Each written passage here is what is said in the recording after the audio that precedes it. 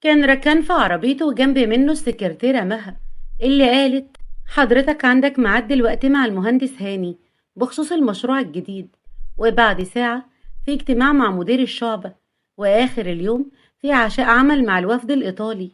ركان كان ماسك تليفونه وبيقول: كلميهم في الشركة وقول لهم يلغوا الاجتماع، وأنا هقابل المهندس هاني وهمشي على طول. بس حضرتك انت دي تاني مرة تلغيه، واحنا قطعها ركان وقال: اللي قلتلك عليه تنفذيه من غير اعتراض، مفهوم؟ حاضر.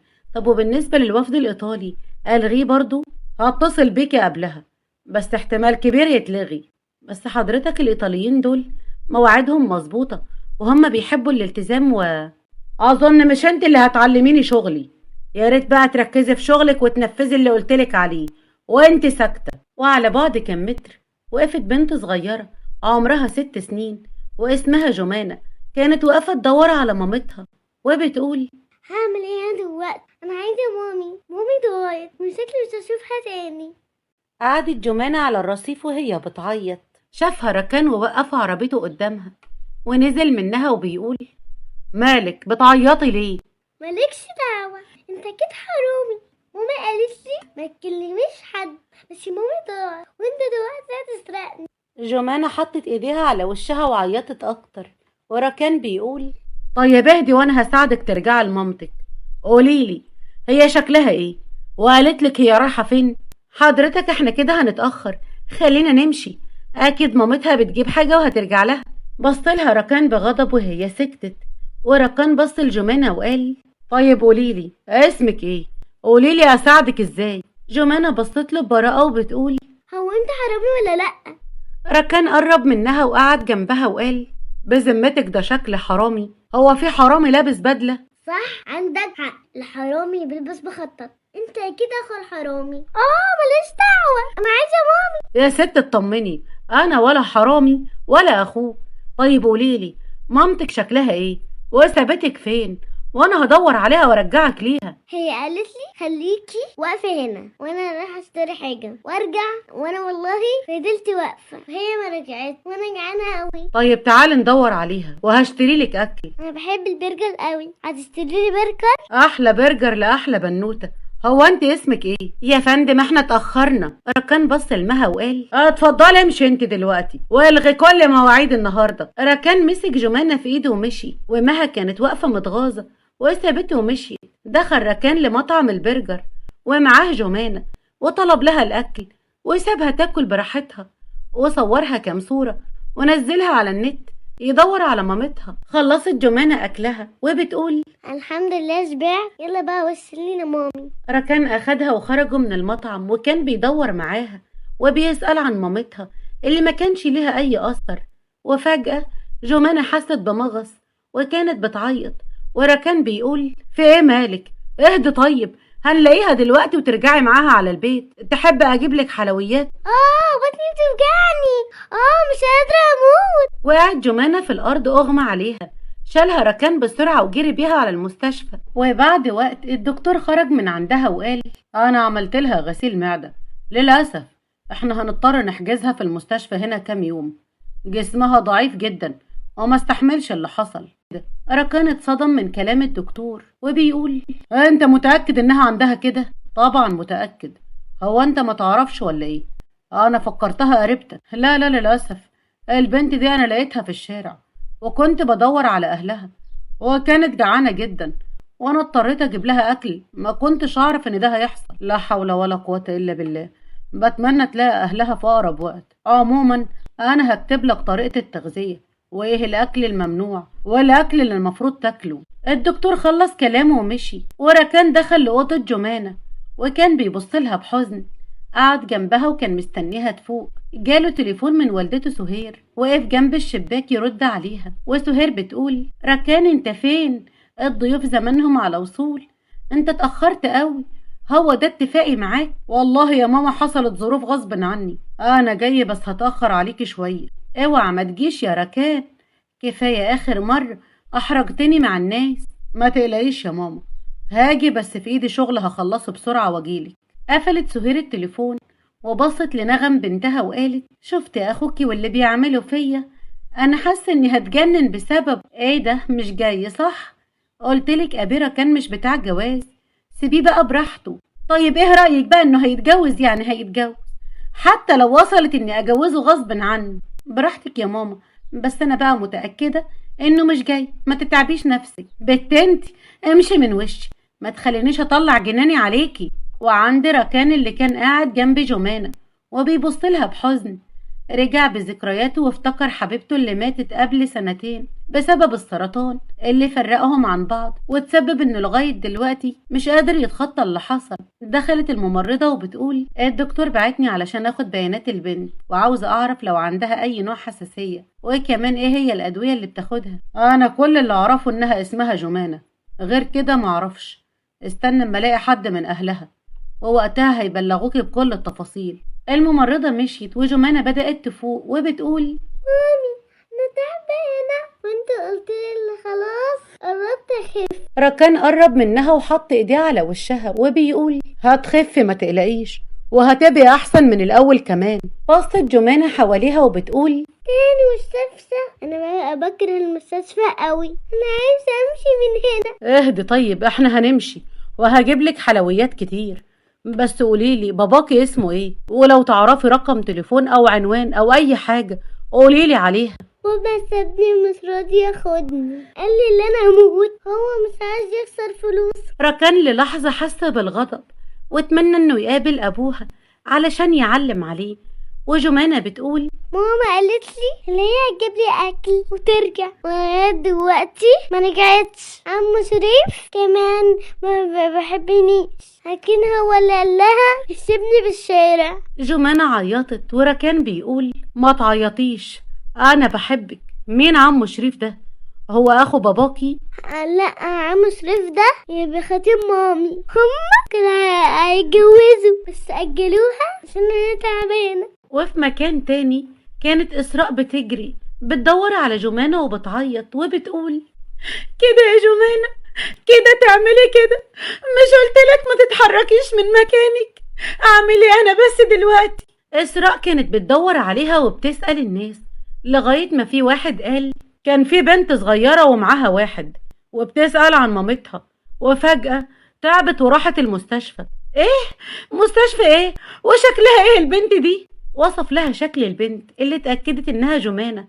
بسرعة جريت وكانت بتلف على المستشفيات اللي قريبة من المكان تسأل عن جمانة وعن مواصفاتها، ولكن من غير أي نتيجة. قعدت في الشارع تعيط واتصلت بخطيبها شريف وبتقول الحقني يا شريف، جمانة ضاعت ومش لاقياها. أحسن برضو، أهو خلصت منها. هنحدد بقى الفرح امتى؟ حرام عليك، ايه اللي انت بتقوله ده؟ بقولك البنت ضاعت، يعني زمانها في الشارع دلوقتي ولا تعبانة ولا مش لاقية حد؟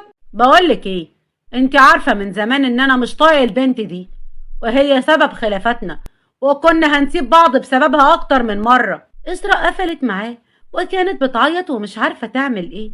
وعند سهير حطت اخر طبقة على السفرة وبتقول معلش يا جماعة احنا مضطرين ناكل، ركان شكله هيتأخر، بس هو قال انه جاي على طول مسافة ما نخلص اكل. جت نغم وبتقول ماما انا كلمت ابي ركان وقافل تليفونه وشكله كده مش جاي. بصت سهير للناس باحراج وبتقول نغم بس بتحب تهزر، مش معقول مش هيجي يعني. خلينا ناكل دلوقتي وبعدين نبقى نشوف ركان. قعدت سهير على ترابيزة السفرة وبتقول اتفضلوا يا جماعة خلينا نبدأ الأكل، هو زمانه على وصول. قعدت نغم جنب سهير وقربت منها وقالت بهمس هو قالك انه جاي؟ اصل قفلة تليفونه دي اكدت له انه بيخلع زي كل مرة يعني. اسكت انتي علشان ما خليش عيشتك هباب دلوقتي. الله، وانا مالي؟ ما ابنك هو السبب، قلتلك مليون مرة ده مش بتاع جواز. وفي المستشفى جمانة بتقول انا مش عايزه اقعد هنا، انا عايزه مامي، وديني لمامي. طيب ايه رأيك لو استنيتي هنا؟ هجيبلك حلويات كتير ولعب كمان. انت بتكذب عليا، انا عايزه اروح لمامي، ماليش دعوه.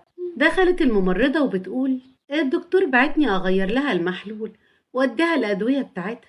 طيب تمام، خليكي معاها على ما ارجع، واوعي تخليها تتحرك من هنا.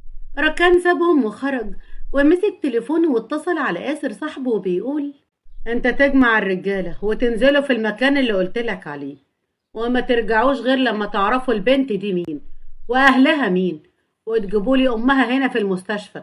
ايه ده؟ هو انت برضو لسه ما لقيتش اهلها؟ طيب سيبها عندك وانا هبعت لها اي حد ياخد باله منها. ما تعطلش نفسك، نفذ اللي قلتلك عليه يا ياسر. انزل بنفسك مع الرجالة ودور على اهلها وهاتهم هنا. في ايه يا ركان؟ هو احنا هنسيب اللي ورانا وندور على اهل عيلة تايهة؟ ما قلتلك هبعتلك اللي يهتم بيها. آسر لو مش عاوز خلاص براحتك، انا هتصرف. قفل ركان الخط من غير ما يدي فرصة لآسر انه يعترض، وآسر بيقول: انا مش عارف ركان ده دماغه فيها ايه، ربنا يهديه. آسر غير هدومه وجاله تليفون من نغم اخت ركان، ورد عليها وبيقول: اخوكي ده اتجنن على الاخر وعاوزني انا كمان اتجنن زيه. انت هتقولي عمل موقف النهارده خلى ماما تشد في شعرها، وفي الاخر قفل تليفونه وهو ولا على باله وسايبني انا هنا لوحدي. ايه اللي حصل المره دي؟ قوليلي. ماما كانت عازمه طنط ايسل صاحبتها وجوزها وبنتها علشان تعرفهم على ركان. من الاخر توافقوا راسين في الحلال يعني. اوسي ركان خلع وقفل تليفونه.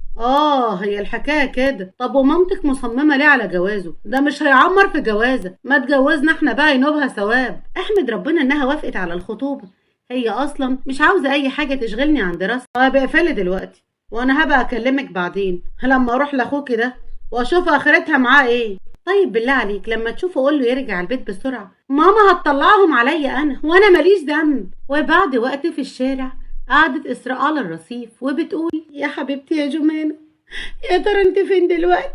وجرالك ايه يا بنتي؟ يا رب رجعها لي والحضن يا رب من تهت وما توجعنيش عليها ابدا يا رب. شافها آسر من بعيد جري عليها وبيقول: انت بنتك ضايعه منك. إسراء وقفت بسرعه وقالت: ايوه انا. هي فين؟ انت شفتها؟ طيب تعالي معايا. اخدها آسر للمستشفى، ولما دخلت اوضه جمانة جريت عليها وحضنتها وبتقول: كده يا جمانة كده، مش قلتلك ما تتحركيش من مكانك؟ كده تخوفيني عليكي. انا كنت جعانه قوي وبدور عليك عشان تجيبيلي اكل. إسراء مسحت على راسها بحب وقالت: ان شاء الله نخرج من هنا دلوقتي وهعمل لك الاكل السحر اللي بتحبيه. بصت إسراء لآسر وركان وقالت: شكرا قوي انكم اهتمتوا بيها في غيابي. هو الدكتور قال هتخرج امتى؟ ركان قطعها وقال: ممكن يا مدام تيجي معايا بره، عاوزه اتكلم معاكي في حاجه. إسراء استغربت وحست بالقلق وبتقول: جمانة مش هتأخر عليكي، 5 دقايق وهرجعلك. خرجت إسراء بره الأوضة وكان ركان مستنيها وبتقول: اتفضل، في حاجة الدكتور قالك عليها يعني بخصوص جمانة؟ تاخدي كام وتسيبيها؟ كام ايه؟ اللي هو ازاي يعني؟ واسيب ايه اصلا؟ تسيبيه لجمانة، انا هاخدها ربيها. انت اكيد اتجننت، مش ممكن تكون طبيعي وانت بتطلب مني طلب زي ده. لا انا طبيعي جدا لما الاقي بنت لوحدها في الشارع بتدور على امها اللي الله اعلم سابتها علشان تروح تقابل مين ولا تعمل ايه. اسكت، انا ما اسمحلكش. انت ازاي تجيب في سيرتي كده؟ انت مش طبيعي. امال عاوزاني اجيب ازاي؟ فهميني ايه المبرر اللي يخليكي تسيبي طفله في العمر ده لوحدها؟ انا مش هرد عليك، مش مضطره اديلك تقرير عن حياتي. إسراء سابته وراحت لجمانة وشالتها وقالت: يلا بينا يا جمانة من هنا، احنا لازم نمشي. آسر قال لها: استني، طيب الدكتور هو اللي المفروض يقول هتخرج ولا لا. انا مش هستنى هنا ولا دقيقه واحده، وهخرج بيها من هنا على الدكتور بتاعها، هو يكمل العلاج. إسراء كانت مصممه تاخدها وتمشي، وآسر كان بيهد فيها، وركان بيقول: هرفع عليكي قضيه انك ام مهمله وما بتهتميش بيها. ومش كده وبس، سبتها في الشارع لوحدها علشان تروح لخطيبك. بصت له إسراء والدموع في عينيها وقالت: انت ما تعرفش حاجه، ما تعرفش انا عشت ايه وشفت ايه وعملت ايه علشان تفضل معايا. وفجأة إسراء ما قدرتش تتحمل وكانت هتقع، ولكن ركان لحقها، وآسر أخد منها جمانة وشالها نيمها ركان على السرير، وبص لآسر وقال: انده الدكتور بسرعة. آسر خرج وراح نده للدكتور، ولما جه كشف على إسراء قال: هي عندها ضعف عام، ولأن نسبة الهيموجلوبين منخفضة ده سبب لها الإغماء. أنا عملت برضو لها شوية تحاليل علشان نتأكد، ولغاية ما تطلع النتائج انا هعلق لها محلول مغذي وشويه وهتفوق. ركان قال له تمام شكرا يا دكتور، اللي انت شايفه صح اعمله. وبعد وقت فاقت اسراء وكانت مصممه انها تمشي، بس الممرضه قالت لها لو مشيتي دلوقتي ممكن تتعرضي تاني للاغماء، الافضل انك تتصلي بحد من اهلك يكون معاكي. خرجت الممرضه واسراء اتصلت بخطيبها شريف اللي قال طب وانا اعمل لك ايه يعني؟ ما انت عارفه ان عندي شغل. بقول لك انا تعبانه ومحتاجه لك جنبي. اسراء انا مش فاضي للدلع ده، روحي وانا هبقى اعدي عليكي بكره او بعده. اسراء قفلت وهي بتعيط وحاسه انها وحيده ملهاش حد. دخل ركان بعد ما سمع المكالمه وهي حاولت تداري دموعها، وركان بيقول انا مستعده اتبنى جمانه وانت تقدري تشوفيها في الوقت اللي تحبيه. ايه اللي انت بتقوله ده؟ انا مستحيل اتخلى عنها، انت ما تعرفش انا عملت ايه علشان اقدر احافظ عليها وتفضل في حضني. قطعهم دخول واحد وقال لو مفكره انك هتهربي مني ومش هعرف اوصلك تبقى بتحلمي. فين جمانة بنت اخويا؟ من النهارده مش هسيبها لك تاني ابدا. كريم انت عرفت مكاني منين؟ من الاعلان اللي على النت، الاستاذ كتر خيره هو اللي عمل الاعلان ده، بيدور فيه على اهل جمانة والحمد لله اني شفته. اسراء حاولت تمنع كريم انه ياخد جمانة بس ما قدرتش، حتى ركان حاول كمان، بس في النهاية البوليس جه وجمانة مشيت مع كريم عمها لان الحضانة كانت معاه. بصت اسراء بحزن لركان وبتقول عاجبك كده؟ اهي راحت بسببك، انت مش عارف كريم ده ممكن يعمل فيها ايه.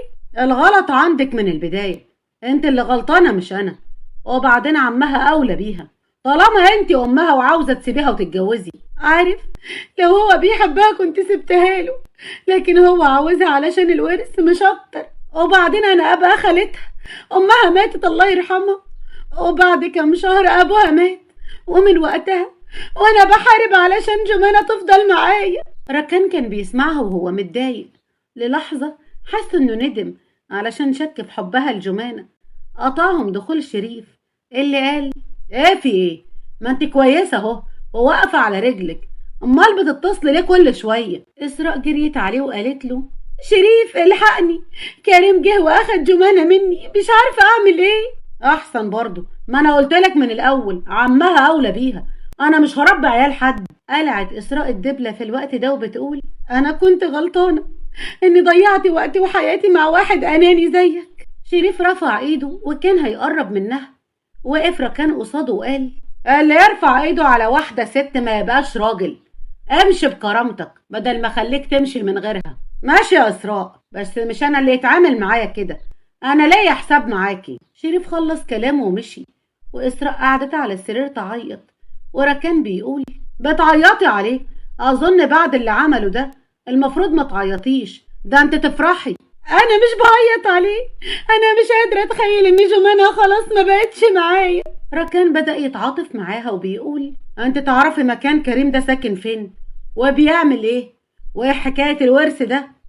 ايوه عارفه بيته، اما بقى الورث فده حته مصنع صغير ابو جمانة كان كاتبه باسمها قبل ما يموت، علشان كده كريم كان عاوز يحط ايده عليه. طيب تعالي معايا وفي الطريق تحكي لي حكايه ابوها ده وليه جمانة ما كانتش عايشه معاه. رن جرس الباب والنغم فتحت بسرعه، وكان آسر اللي جه ومعاه ورد وبيقول مساء الخير على احلى عيون في الدنيا، ما كانش ينفع يعدي النهارده كمان من غير ما اشوفك.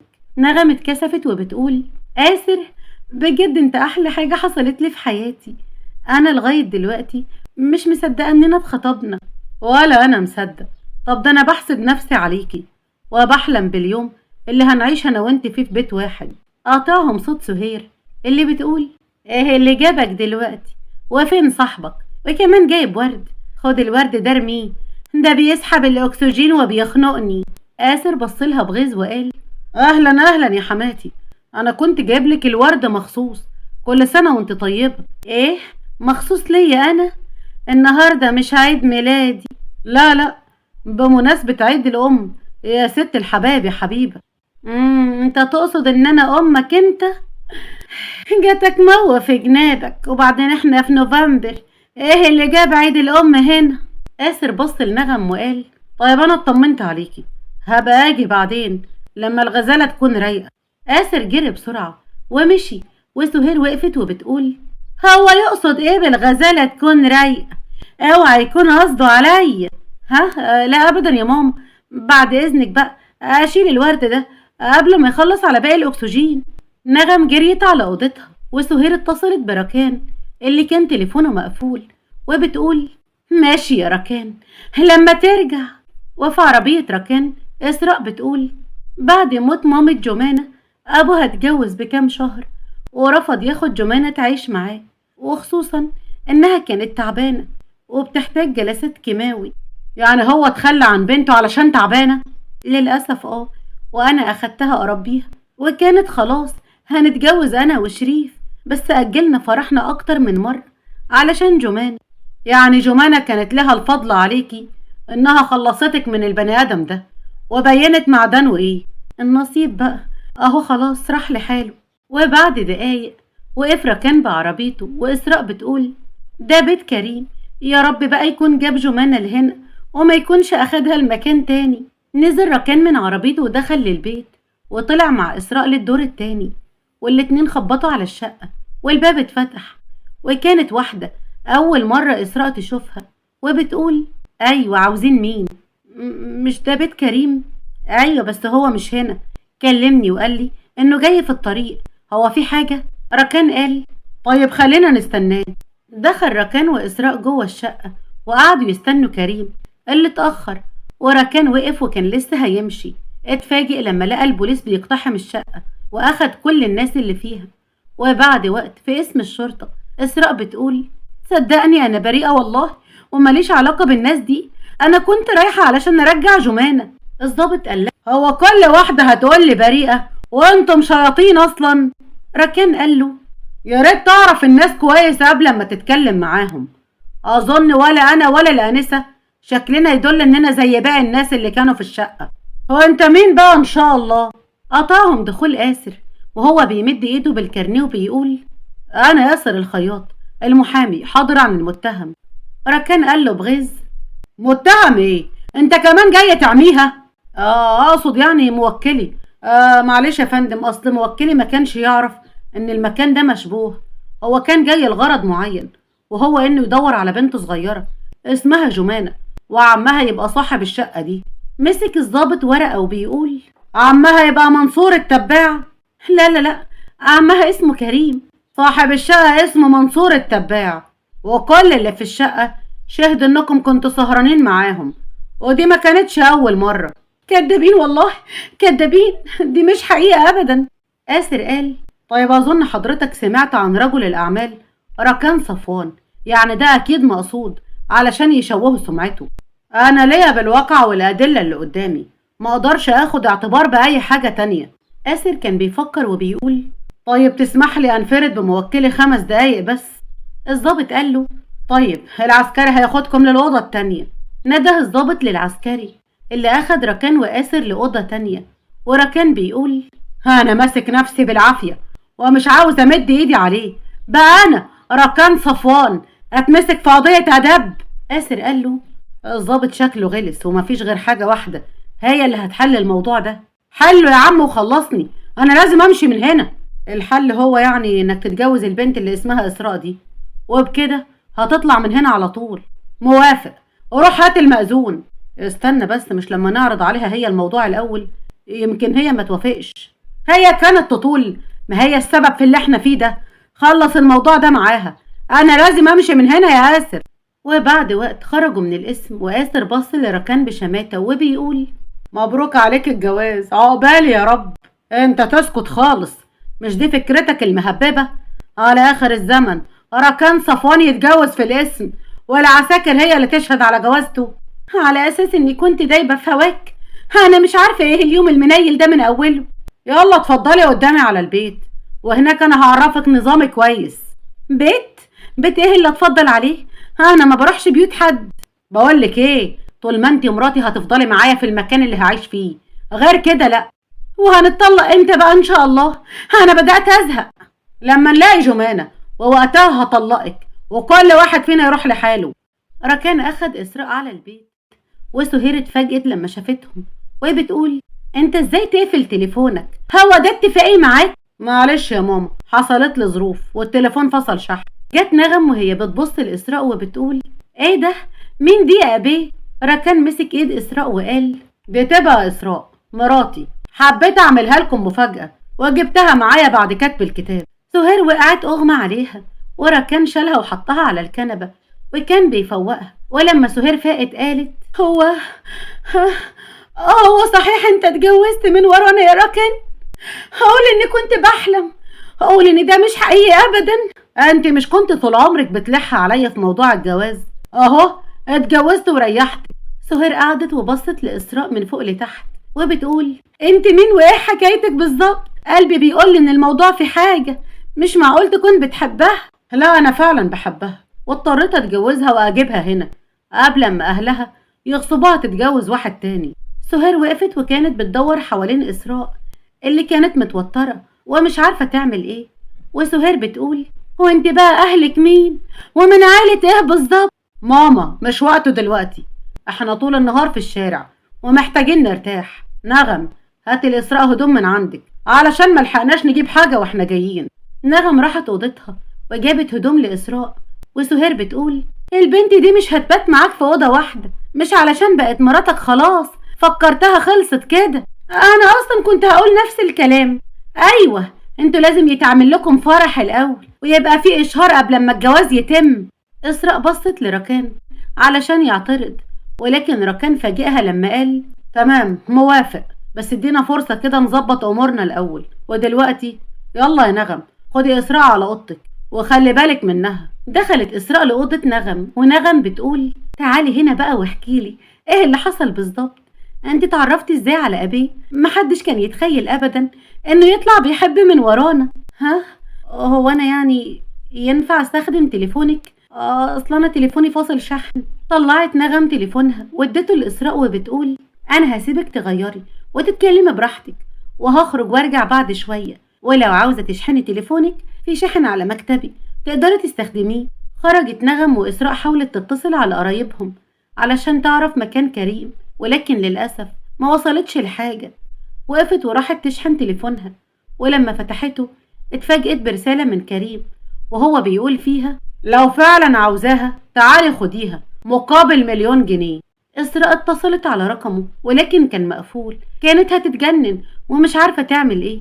خرجت من الأوضة وكانت رايحة ناحية باب الشقة ووقفت لما سمعت صوت ركان اللي قال رايحة على فين دلوقتي؟ إسراء راحت له وطلعت التليفون وبتقول كريم بعتلي الرسالة دي وقفل تليفونه. وانت معاك 1,000,000 جنيه اللي هتديها له؟ إسراء حاولت تداري دموعها وبتقول كنت هبيع جهازي والشقة اللي ورثتها عن بابا وكنت مستعدة أبيع أي حاجة مقابل إن جمانة ترجع لي. طيب واللي يسلفك المبلغ ده؟ مش فاهمة يعني ايه سلفوني؟ ازاي وايه المقابل؟ الاول ارجعي لاوضتك ولما كريم يكلمك قولي لي الفلوس جاهزه، وقتها تعالي وقولي لي ونروح ناخد جمانه. إسراء هزت راسها بالموافقه ورجعت على اوضتها. فضلت سهرانه جنب التليفون لغايه ما غلبها النوم ونامت.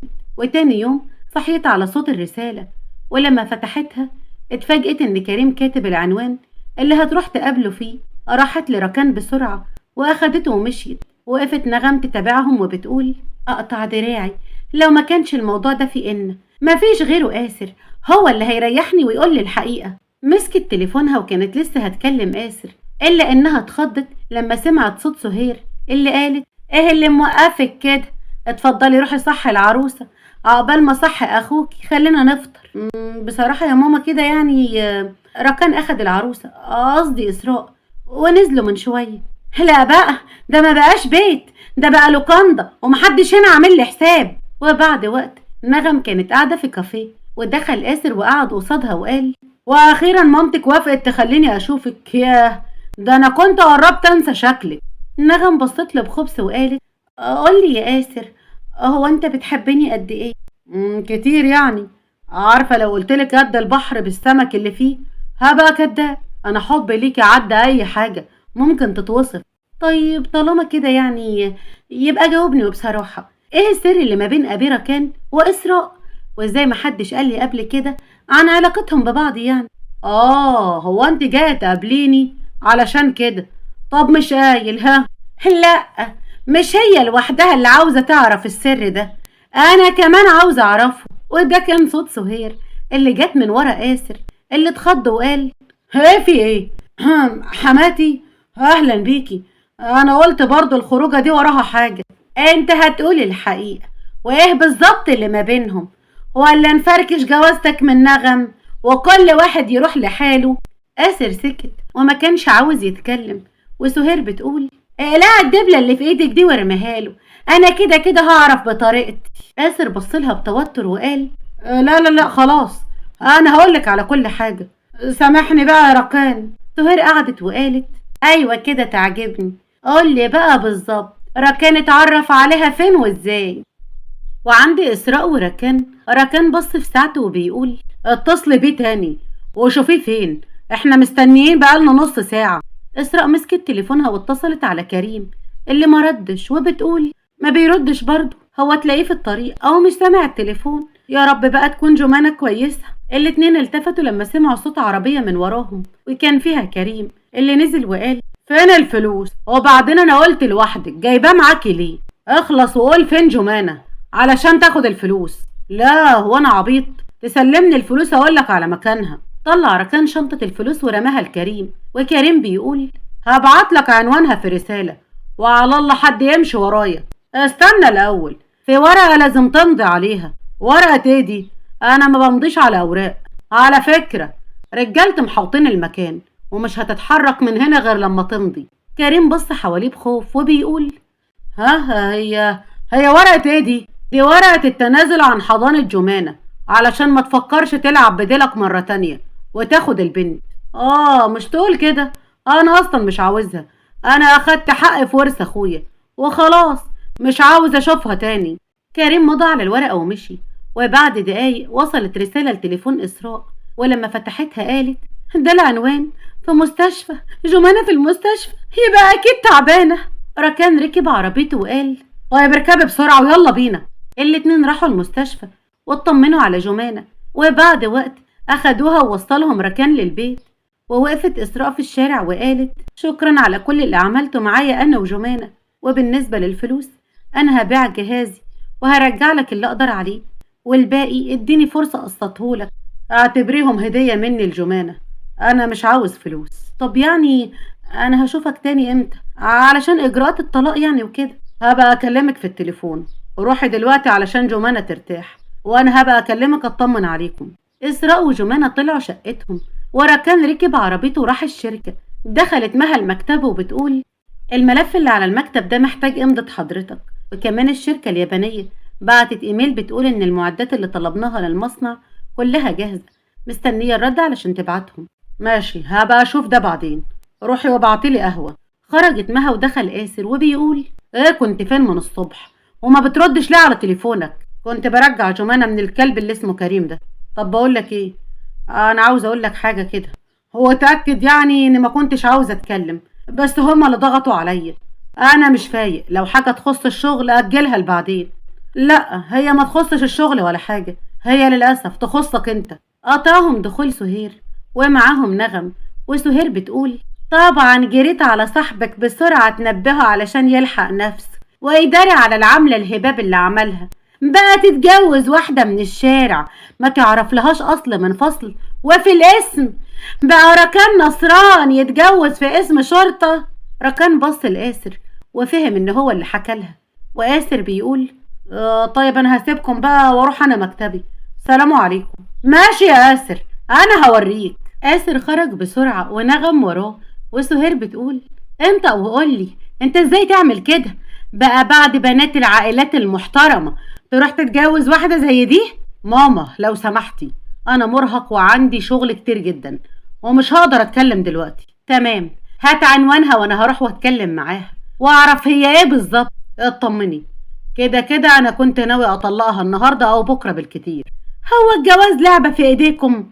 تتجوز امبارح وتطلق النهارده؟ لا انسى، ولو طلقتها انا هغضب عليك ليوم الدين.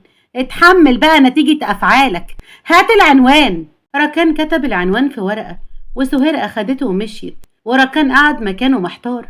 وسهير راحت لبيت إسراء اللي لما شافتها استغربت، وسهير قعدت واتكلمت معاها، وإسراء حكت لها على كل حاجة حصلت، والاتنين بقوا قريبين جدا من بعض، لدرجة إن سهير اتعاطفت مع جمانة واتعلقت بيها جدا. فاتت الأيام وسهير كانت بتزور إسراء من وقت للتاني، وإسراء ونغم بقوا صحاب جدا. وفي يوم كانت إسراء خارجة مع نغم وجمانة، وإسراء بتقول: أنا تعبت من اللف، بقولك إيه، تعالي نقعد في أي مكان نشرب حاجة. وجمانة بتقول: لا انا عايزه شوكولاته. حاضر يا روحي، تعالي نستريح شوية وهجيبلك الشوكولاتة اللي انت عايزاها. وبتقول: في كافيه هناك كويس يا نغم، تعالي نقعد فيه. البنات راحوا الكافيه وطلبوا المشروبات، والنغم بتقول: تعرفي ان انت الصحبة الوحيدة اللي ماما وافقت اني اخرج معاها؟ يا ريتني كنت عرفتك من زمان يا اسراء. ايه ده، معقول طنط شديدة قوي كده؟ مع ان باينة يعني انها طيبة قوي. مش قادرة اصدق اللي بتقوليه عليها ده. امال لو تعرفي اللي بتعمله فيا انا وآسر، انا خايفة والله يطفش ويزهق. قطعهم جمانة اللي قالت: انا عايزه شوكولاته بقى. نغم قالت لها: طيب خليك انت هنا يا اسراء، وانا هاخد جمانة اجيب لها الشوكولاتة وارجع لك على طول. نغم اخدت جمانة ومشيت، ومن بعيد كان آسر وركان واقفين. وركان بيقول: احنا بوقفتنا دي فكرتني بالعيال بتوع ثانوي اللي واقفين قدام مدرسة البنات. آسر قال له: هعمل ايه، ما هي دي فكرة اختك يا اخويا. جت نغم وقالت: انا لسه بدري، كنتم فين كل ده؟ انا رجلي اتكسرت من المشي وعمالة اشتري في اي حاجة. آسر قال لها: ما انتي قلتي في المول وخلاص، ما قلتيش هنستناكي في اي مكان. وركان بيقول: قوليلي هي اسراء فين؟ في الكافيه اللي هناك ده، روح لها. طيب. ركان كان هيمشي وبعدين رجع لها وقال: وانتي هتروحي فين؟ يلا تعالي معايا، هشتري الجمانة شوكولاتة وارجع لك. ركان بص لآسر وقال: وانت بقى روح، كفاية عليك كده، على الله لاقيك واقف مع اختي. ركان مشي وآسر بيقول: هما بيعاملوني كده ليه؟ ها، نفسي اعرف، امال لو ما كناش مخطوبين كانوا عملوا فينا ايه؟ ركان بصله وقال: انتوا لسه واقفين بتعملوا ايه؟ ركان خلص كلامه وراح لإسراء، ولما إسراء شافته استغربت وبتقول: ايه ده ركان، انت اكيد جاي علشان نغم، هي راحت تجيب شوكولاتة وراجعة. ركان قعد على الكرسي اللي قصادها وقال: لا انا جاي علشانك انتي، اسمحي لي يعني اقعد ونتكلم شوية. إسراء وافقت، وركان بيقول: إسراء، بصراحة كده انا معجب بيكي وكنت عاوزة اتجوزك رسمي. ردت إسراء بتسرع وقالت: طب ما احنا متجوزين. لا قصدي يعني يبقى في فرح وإشهار يعني وكده. إسراء اتكسفت وقالت: طيب اديني فرصة أفكر، انت فاجئتني. وانا قطعها ركان لما مسك ايديها وقال: إسراء انا بحبك وبوعدك اني عمري ما هتخلى عنك او عن جمانة ابدا مهما حصل. ومن بعيد آسر بيقول: شايفة اخوكي قاعد يحب ازاي، وعندي انا يقطع مية ونور. شكلهم حلو قوي قوي يا آسر، ربنا يفرحهم يا رب. طيب واحنا ايه، مش مكتوب لنا الفرحة ولا ايه، ولا مكتوب علينا كده افضل اتفرج من بعيد؟ اصبر بقى يا آسر، انا اصلا نسيت اقولك، ماما موافقة نعمل فرحنا احنا وركان في يوم واحد. ايه ده بجد؟ احلفي كده. اسكت بقى، ركان هيشوفك ووقتها بقى ولا هيبقى في فرح ولا في خطوبة. لا بقولك ايه، انت لازم تمشي امك على الموافقة دي، دي بترجع في كلامها. لا مش هترجع، بس إسراء توافق بس وكل حاجة هتبقى زي ما انت عاوز. وبعد شهر تقريبا جمانة كانت لابسة فستان وجريت على سهير وبتقول: نانا تعالي شوفي بستاني، ايه رأيك فيه؟ جميلة قوي قوي يا حبيبتي، شكلك حلوة قوي قوي. تعرفي اللي انا مبسوطة قوي عشان حاجتين. اول حاجة عشان انا خفيت مش هروح المستشفى تاني، وتاني حاجة عشان ماما أسراء هتتجوز ركان. جه ركان وهو ماسك ايد إسراء وبيقول: برضو ركان، مش قلنا نقول بابا ركان؟ وسهير بتقول: سيبها براحتها، يلا علشان ما تتأخروش على المعازيم. كلهم نزلوا والفرح تم وكانوا مبسوطين. وتاني يوم في المطار وقفت نغم تسلم على سهير وهي بتعيط وبتقول: ماما تعالي معايا، انا مش عارفة ازاي هقدر اسافر وانت مش معايا. بلاش افورة يا نغم، بقى هو في حما بتحضر شهر العسل مع بنتها برضو؟ بقولك ايه يا واد يا آسر، احنا لسه فيها، بالراحة عليها، هي برضو مش متعودة تبعد عني. آسر بص في ساعته وقال: هو ركان ما جاش ليه؟ ده قال له انه في الطريق من بدري. زمانه على وصول. المهم انت تخلي بالك من نغم، وعلى الله تزعلها، فاهم؟ وجمانة بتقول نني احنا مش هنسافر معاهم؟ لا يا حبيبة قلبي نناه، احنا هنستنى هنا وهم هيسافروا. مش انت بتحبيني وعاوزة تفضلي معايا؟ ايوه، اتفقت مع اسراء وقلت لها انا عايزه اعيش مع عمها على طول. جه ركان ومعاه إسراء، وركان بيقول ما تأخرناش ولا حاجة، لسه فاضل ساعة على الطيارة. وآسر بيقول ما انت تتأخر وتسيبني وانا البس في الآخر. وسهير بتقول خلي بالكم من بعض يا ولاد، وان شاء الله تتبسطوا في رحلتكم. كلهم سلموا عليها وركبوا الطيارة، وبعد كام ساعة وصلوا لجزيرة وسط المحيط. وإسراء ونغم كانوا واقفين على شط البحر، والنغم بتقول ايه الجزيرة دي؟ انتوا ناويين تخطفونا ولا ايه؟ وآسر بيقول فكرة اخوكي اننا نيجي هنا ونبدأ حياتنا في مكان بدائي من غير اي حاجة ولا تكنولوجيا حتى. ونغم بتقول ايه ده؟ التليفون فعلا ما فيهوش شبكة خالص. طب وماما هنكلمها ازاي؟ وإسراء بتقول طيب وجمانة انا برضو هكلمها ازاي؟ لا لا لا كده صعب. آسر قال اتفضل، اهم من اولها هينكدوا علينا، كل ده علشان تليفون؟ ركان قال اولا ماما مها هتكلمها وتطمنها علينا من وقت للتاني، وانا مفهم مها ان الجزيرة دي ما فيهاش شبكة. وبالنسبة لجمانة اطمني، طالما مع ماما يبقى ما تقلقيش عليها. ركان اخد اسراء ومشي. وآسر بيقول تعرف ان احسن حاجة في جوازة اخوكي دي هي جمانة، لانها شغلت امك عني وبطلت تركز في حياتنا. طيب بطل بقى تتكلم عن ماما كده بجد، انا ما بحبش الاسلوب ده. يا ستي وعلى ايه؟ هو انا يعني غاوي نكد؟ بقولك ايه، انا بحبك وجايين هنا نقضي اجمل ايام حياتنا، مش عاوزين نكد بقى. نغم ابتسمت وآسر شالها ومشي بيها. ونروح لركان اللي كان شايل إسراء وداخل بيها البيت اللي كان مصنوع من الخوص. وإسراء بتقول فكرتك حلوة قوي قوي، على فكرة المكان هنا شكله تحفة، مفيش أجمل من إننا نعيش وسط الطبيعة.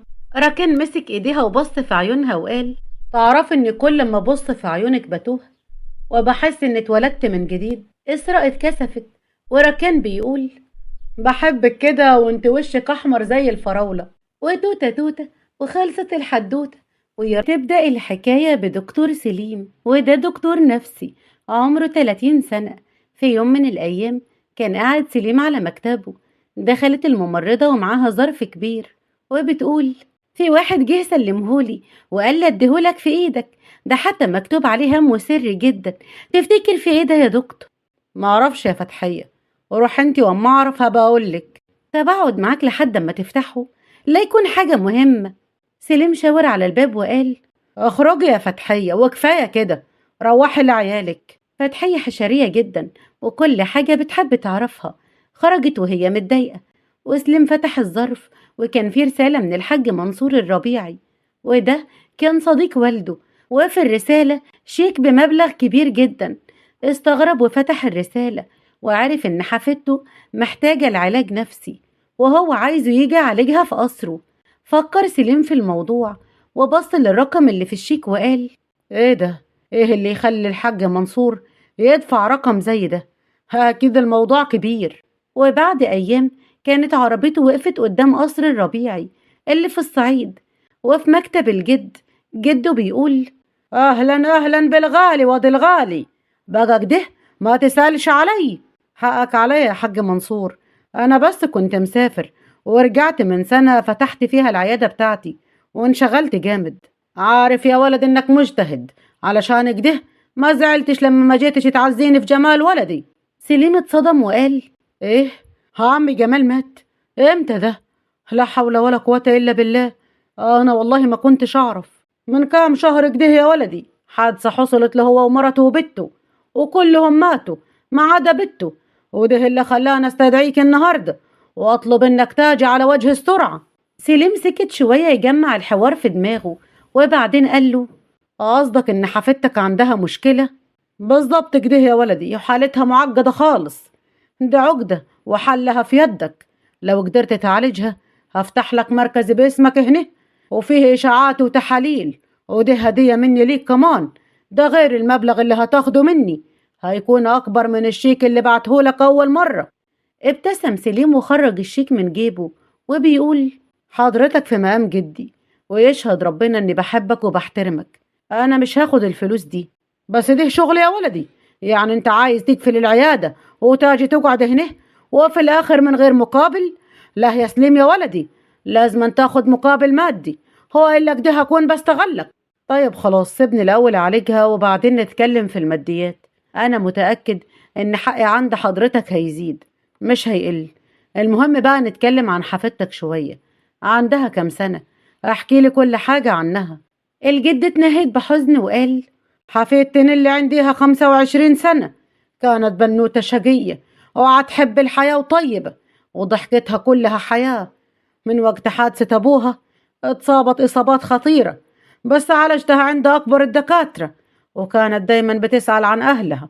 ولما افتكرت حصل لها صدمة عصبية وبقت واحدة تانية غير اللي نعرفها. أوقات هتكون طفلة وأوقات تانية تفتكر نفسها قطة، هاولا مؤاخذة بهيمة يعني. سليم كان مستغرب حالتها جدا ومتأثر بكلام جدها وبيقول: طيب وابتديت معاها علاج نفسي عند حد؟ الجد شاور على بروازة على مكتبه، فيه صورة لبنت شعرها بني قصير وعيونها بتلمع باللون الأخضر وشكلها جميل جدا، وبيقول: بدأت معاها مع كذا دكتور، كلهم عايزين يدخلوها مستشفى المجانين، وده مستحيل يحصل. أنا حتى لو سفرتها بره مش عايزها تدخل المستشفى دي، أنا عايزها تتعالج هنا قدام عيني يا ولدي. يدخلوها مستشفى ويكهربوا فيها ولا يفضحوها بالأخبار؟ دي وريثة الربيع يا ولدي. حرك سليم راسه بهدوء وقال: علشان كده عايزني أجي هنا وأقعد معاكم علشان الفضايح؟ بإذن الله خير، هشوف كده هقدر أعمل إيه وهتابعك مع التطورات الجديدة. وقف منصور وخرج من مكتبه وقال للخدم: هم يا نجاة، تعالي خدي شنطة الدكتور لأوضته. لا لا، مالوش لزوم، أنا هبقى أطلعها. نجاة جت وبتقول: وده يصح برضك يا دكتور، ده احنا نخدمك برموش عينينا، ده الحاج منصور موصي عليك من قبل ما توصل. ابتسم سليم وبص لمنصور بامتنان وطلع للأوضة اللي وصلته ليها نجاة. دخل الأوضة وأخد شنطته فتحها وأخد هدوم منها وراح ياخد شاور. في نفس الوقت المية اتقطعت وبيقول: وبعدين بقى ده وقته. دور سليم على مية يغسل بيها وشه اللي كان مليان صابون. في نفس الوقت سمع صوت بنت بتصرخ من الجنينة، وقف يبص من الشباك وشاف بنت جميلة جدا جدا، شعرها منكوش ولابسة فستان متوسخ بألوان كتير جدا، وبتجري وراها نجاة. ونجاة بتقول: نيلي تعالي هنا يا بنتي، اجدها هتوجعي تاني وتتعوري. لا مش هاجي، انت عفشة، انت عفشة ماشية من وشي. اتنهد سليم ولبس هدومه ونزل للجنينة وشاف نجاة بتزعق لنيلي وبتقول: لو ما جيتيش هنا حالا انا هضربك بالعصاية، فاهمة؟ نيلي بصت لها بحزن وسليم بيقول: انت بتعملي ايه بالظبط؟ بتزعقي لها كده ليه؟ ها؟ هي وجعتني، هو انا كنت بس هقول لها ما تعملش كده تاني، وبعدين مش هضربها ولا حاجة، انا بخوفها بس. سليم غمز لنجاة علشان تفهم انه بيتكلم بهزار وما تزعلش وبيقول: انت اللي ما تعمليش كده تاني، ممنوع تزعقي لنيلي، واتفضلي شوفي رايحة فين وسيبيها معايا. نجاة استأذنت ومشيت، وسليم وقف وايديه في جيبه يبص على نيلي ومنتظر انها تعمل اول خطوة. شكلها كان يدي انها طفلة مش شابة كبيرة وعاقلة، جسمها ضعيف وشكلها هزيل، باين من تحت عينيها انها ما بتنامش كويس. ونيلي بتقول بصوت طفولي: شكرا علشان زعجت للست العفشة دي شريرة قوي وهتاكل العيال الصغيرة. سليم قرب منها خطوة بحذر وقال: بصراحة كده ما ينفعش نغلط في الأكبر مننا، علشان نيلي تكون بنوتة حلوة وجميلة لازم تسمع الكلام. هما ما هيحبونيش، محدش هنا هيحبني، حتى الراجل أبو شعر أبيض ده عايزة عجلي. ده جدك يا نيلي، وبعدين تيجي نتفق اتفاق، قال لي يزعقلك قوليلي وأنا هاخد حقك منه، تمام؟ ضحكت وحركت راسها بالموافقة وقالت: يعني انت مش هتزعل نيلي ولا هتضايقها خالص؟ لا يا ستي خالص، انا هكون صاحب نيلي، واي حد يضايقها انا هتصرف معاه. انت البرنسيسة بتاعتنا. ضحكت بصوت عالي ووقفت تتنطط من السعادة، وسليم مسك ايديها وقال لها تقعد، وبيقول قوليلي بقى، ايه اللي مبهدلك كده؟ أنا كنت بلون بألوان المي، بهدلتني، بس عملت شكل جديد للفستان، ايه رأيك؟ ممتاز، بس ده كده مش فستان، ده كارثة. انت تعرفي ترسمي؟ حركت راسها بنعم وهي بتضحك وماسكة الياقة الفستان في بقها. وسليم شد الياقة ووقف وقال طيب وريني كده فين رسوماتك دي، انا كمان بحب الرسم جدا. مسكت ايده بحماس وجريت على المكان. كانت أوضة فاضية في الجنينة وفيها لوحات كتير. وقف سليم يتفرج على اللوحات. كان متخيل انه هيلاقي شخبطة وحاجات مش مفهومة، بس ده شاف لوحات فيها معاناة نيلي، معاناتها مع عقلها، وازاي حاسة انها مسجونة جوه جدران سجن. وقف قدام لوحة فيها عصفورين، وفي آخر الصورة بنت بتعيط. سليم قال لها نيلي، يعني ايه اللوحة دي؟ دي أكتر لوحة أحبها، دي أبوي وأمي، واللي تحت دي هاني. أنا أحب كل الحاجات اللي عطير، حتى العصافير، بس هم ساعات هيكذبوا. إيه؟ بيكذبوا؟ إزاي يعني؟ نيلي بصت له ببراءة وقالت بيوعدوني إنهم هيفضلوا معاي وبعدين بيطيروا وما يرجعوش تاني. العصافير بتحب الحرية وبتحب تطير في السماء. كل كائن وله مكان بيرجع له في النهاية مهما طال المشوار. منها وإليها نعود. بصت له بدموع وقالت بس أنا ما كنتش مستعدة في الوقت ده، كنت عايزاهم يقعدوا معاي أكتر ويودعوني، ملحقتش أقول لهم إني أحبهم أكتر من أي حد. سليم ملحقش يهدي نيلي لأنها دخلت في حالة انفصال عن الواقع وفضلت تعيط بهستيريا. حست بالخوف من كل حاجة وبقت تترعش. وسليم بيقول أنا آسف يا نيلي، ما كنتش أعرف. اسمعيني نيلي. كانت قاعدة في الأرض بترتعش أكتر. صرخ في حد إنه يجيب له الشنطة بتاعته ومحدش سامع. جري على فوق وهو شايل نيلي ما بين إيديه، وطلع على أوضته نيمها على السرير وجاب حقنة مهدئة واداها لها. ثواني وكانت نامت بهدوء. وسليم بيقول الظاهر إن وجعك كبير أوي يا نيلي، انت مش فاهمة كل اللي بتمر بيه ده. في نفس الوقت دخل منصور وقال في ايه يا سليم يا ولدي؟ حصل ايه لنيلي وليه منيمها في سريرك كده؟ حضرتك هي دخلت في نوبة انهيار وانا اديتها حقنة مهدئة وما كنتش عارف اوضتها علشان ادخلها فيها. وفين الولية اللي اسمها نجاة دي اللي المفروض تكون هي اللي معاها؟ أنا بدفع فلوس على الفاضي برميها في الأرض. أنا اللي قلت لها تمشي علشان نيلي تتكلم بحرية معايا. ما تعملهاش تاني يا ولدي، ما ينفعش تفضلوا لحالكم في مكان. هي زي ما انت خابر مش فاهمة حاجة ومش عايز حد يستغل الموضوع ده. حضرتك أنا دكتور وحالف قسم وعمري ما أذن لي. لو حضرتك مش واثق فيا ليه جبتني مخصوص هنا؟ مش حكاية كده يا ولدي إني بثق فيك أو ما بثقش فيك، حكاية إن ظروفها ووضعها، وأظن ما فيش راجل يختلي بمرة مهما كان هو مين. سليم اتفهم خوف الجد وسكت. ومنصور قال للشغالين ينقلوا نيلي لأوضتها ويغيروا هدومها ويهتموا بنظافتها. عدى اليوم وكانت نيلي نايمة بسبب الحقنة المهدئة اللي سليم اداها. وفي نفس الوقت تحت كان رمزي قاعد بيبص على البيت وبيكلم نفسه وبيقول بقى يا جد تحرمني من كل ده وعايز تدي المجنونة دي كل العز ده؟ بس على مين؟ والله لا خليك تندم وتاجي تبوس يد علشان اتجوزها. دخلت حنان بالعصير وبتقول رمزي بيه شرفت ونورت، اخبارك ايه؟ تمام، الاخبار عندك انتي. ايه الاخبار ان اللي حالتها كيف دلوك؟ زي ما اتفقنا، اللي بتديهولي بحطه في وكلها. رمزي ابتسم بشر وخرج فلوس من جيبه وقال شاطرة، خدي دول كمان وخليكي على تواصل معاي دايما. عايز اعرف كل حاجة عنيها وعن جدي، مش عايزك تسيبي اي حاجة ولو حتى صغيرة من غير ما اعرفها. هو لا يهمك يا رمزي بيه، اني موجودة واعتبر قريب قوي هتكون في القصر ده. بس هي المشكلة في اللي اسمه سليم ده.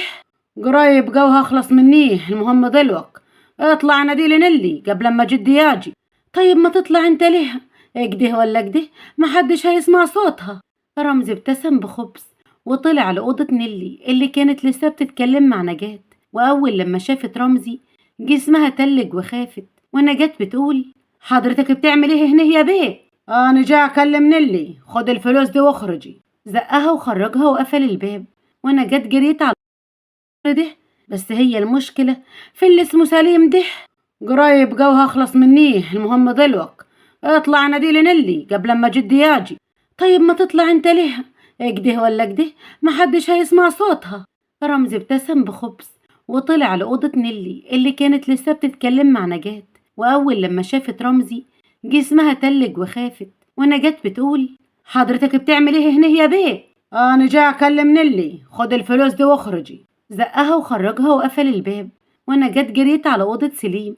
ما لقيتش حد، نزلت الجنينة تدور عليه، كان بيكلم خطيبته. هو أنا ليه حاسس إنك بقيتي مادية وكل اللي بتفكري فيه الفلوس وبس؟ علشان الحياة عاوزة كده. انت عاجبك حالك ده، انك بتجري وبتشتغل بال12 وال15 ساعة وفي الآخر بتاخد شوية ملاليم. بس سعيد ومبسوط بيهم ومش فارق معايا. رشا اتكلمت بغيظ وقالت: سليم، أنا عندي احتياجات كتير انت مش هتقدر توفرها لي طول ما انت كده باصص تحت رجليك. سليم اتنهد وقال: يا بقى بنت الحلال شوفي لك واحد تاني يلبي لك الاحتياجات دي. خلص كلامه وقفل السكة في وشها وبيقول: ها الاحتياجات قال منك لله يا اسماعيل، انت السبب في الخطوبة المنيلة ب60 نيلة دي.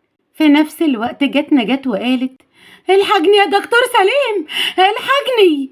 في ايه يا نجاة؟ نيلي كويسة؟ اصل رمزي بيه دخل اوضة نيلي وطردني بره، انا خايفة جوا حالتها تسوء واحنا ما صدقناها تتحسن. مين رمزي ده؟ ابن عمتها، هي خايفة مني جوي. أنا والله حاولت أمنعه بس هو صمم إنه يدخل الأوضة وزجني بره.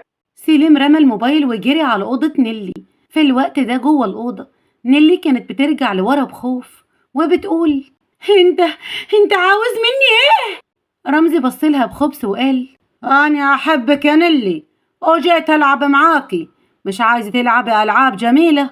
ها إيه رأيك؟ أنا ما أحبش ألعابك، جدي قال لي محدش يقرب منك، بس أنا أحبك. بصي، إحنا مش هنقول لحد واصل، واللعبة دي هتكون سر، وهخليكي مبسوطة قوي، وهجيب لك شوكولاتة كمان.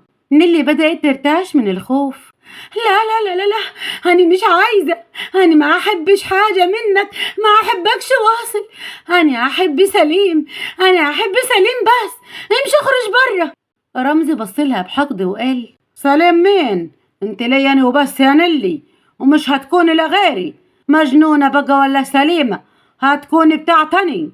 نيلي بدأت تصرخ وتنادي على سليم بصوت عالي. سليم اتجنن أول لما سمع صوتها وبقى يهبط في الباب لحد لما كسر ودخل، مسك رمزي ضربه وبعده عن نيلي. انت يا حيوان بتعمل ايه هنا؟ ازاي تقرب منها بالشكل ده؟ انت فاهم غلط يا دكتور، أنا بس بحاول أساعدها تفتكرني. أنا وهي كنا هنحب بعض قوي، أقسم بالله لو ما خرجتش من هنا حالا هخلص عليك، ووقتها محدش هيرحمك من إيدي.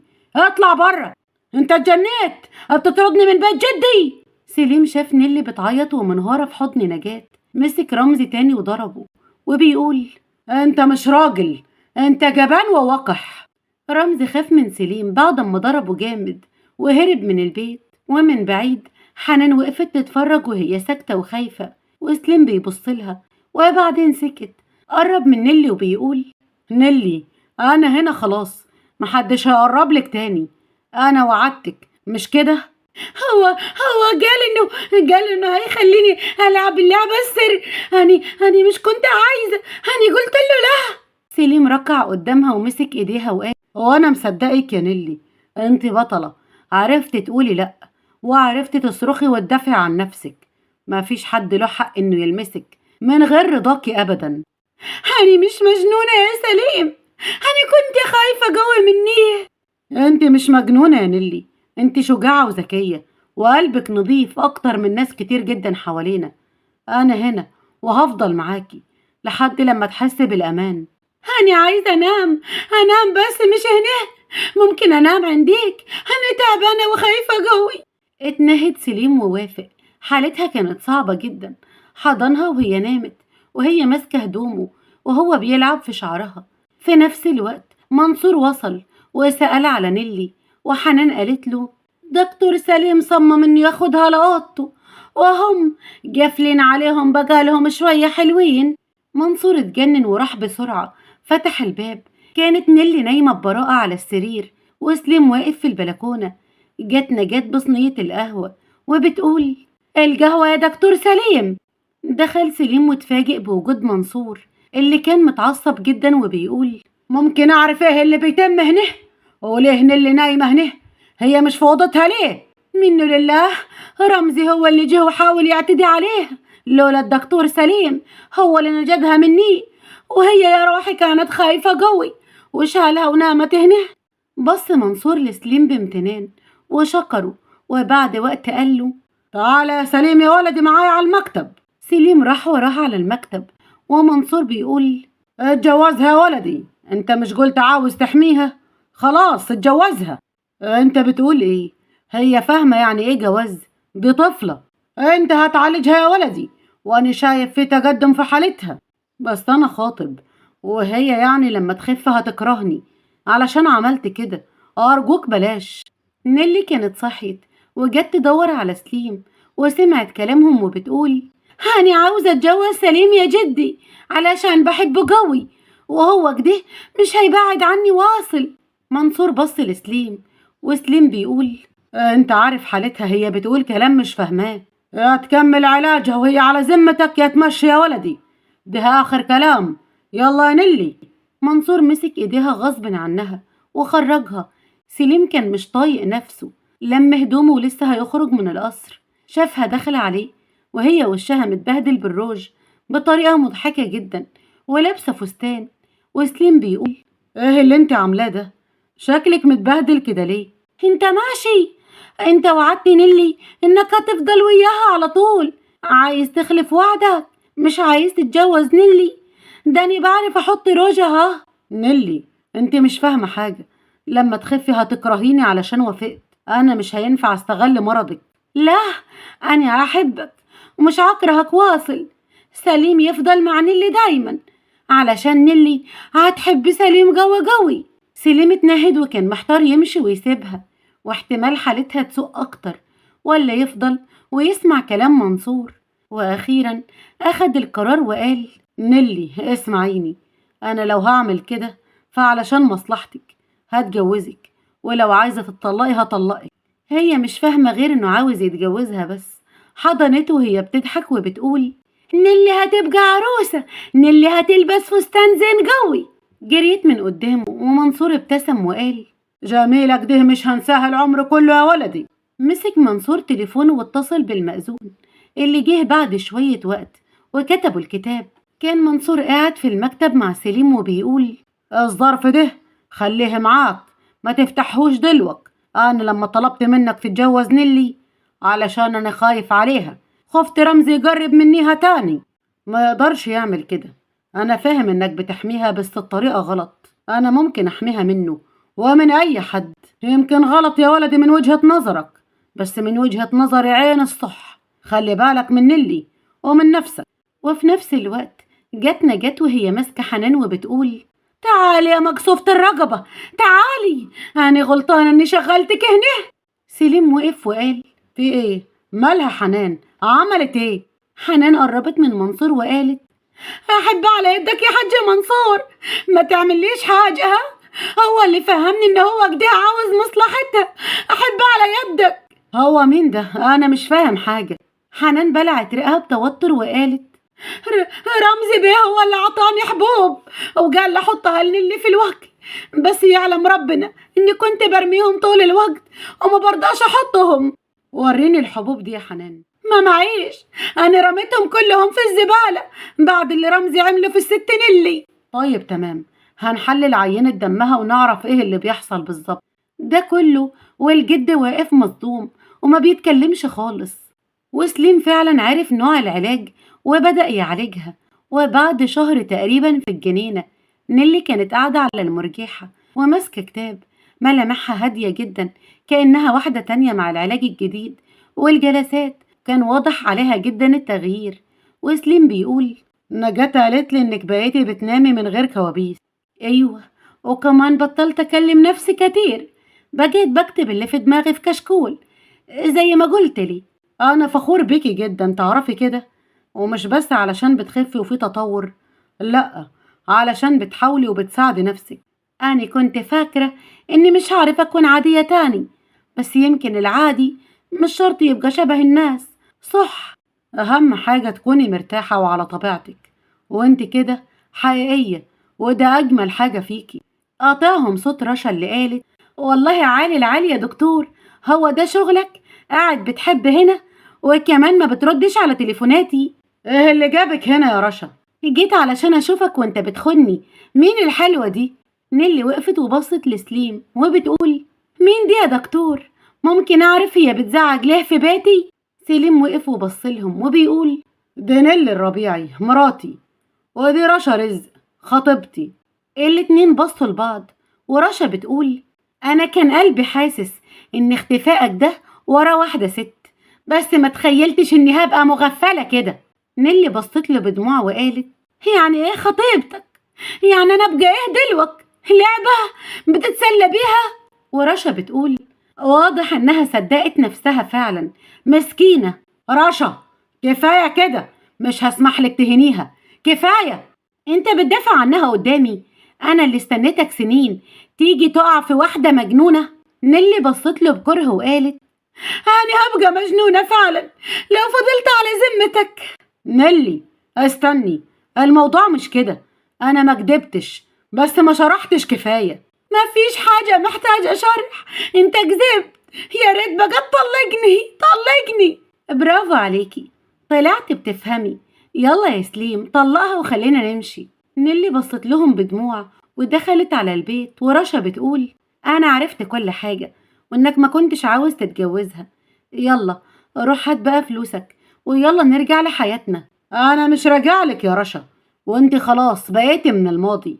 انت مش همك غير الفلوس، انت أنانية وطماعة. سليم سابها ودخل القصر يدور على نيلي، ورشا جريت وراه ووقفت قدامه وقالت: انت فلوس البنت دي طمعتك وعايز تاخد كل الهنا ده لوحدك.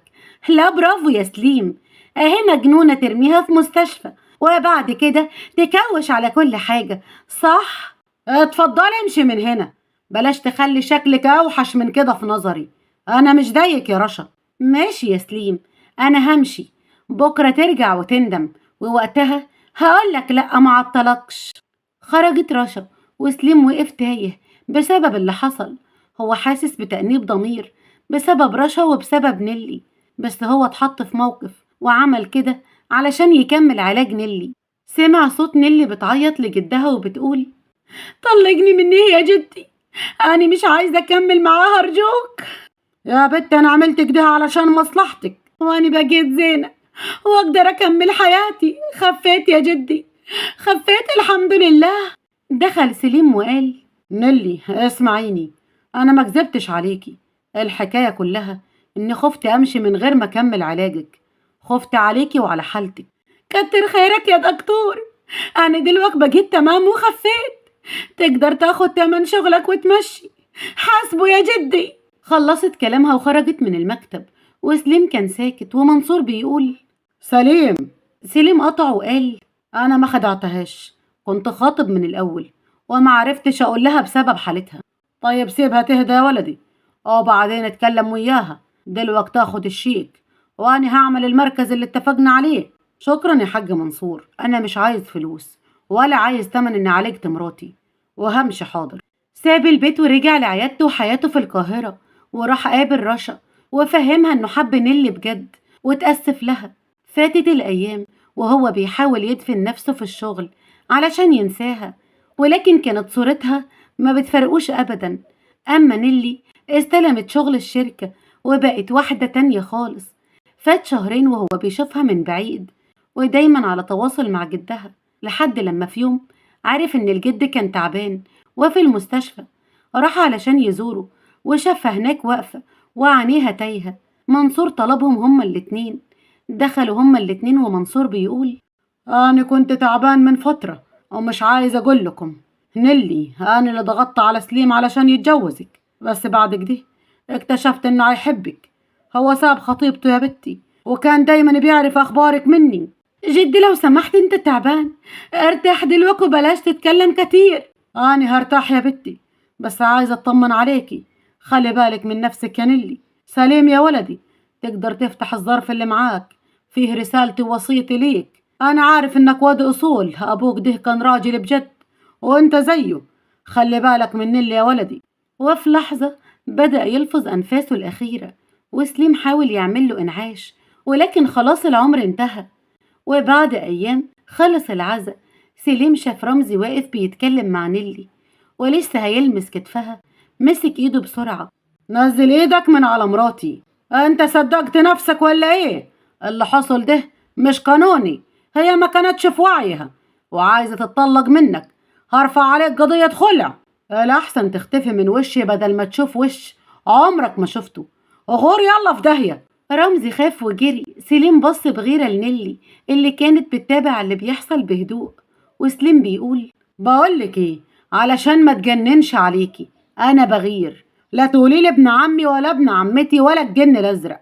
محدش يقرب منك، تمام؟ ايه يا دكتور، هو من كتر قعدتك مع المجانين بقيت زيهم ولا ايه؟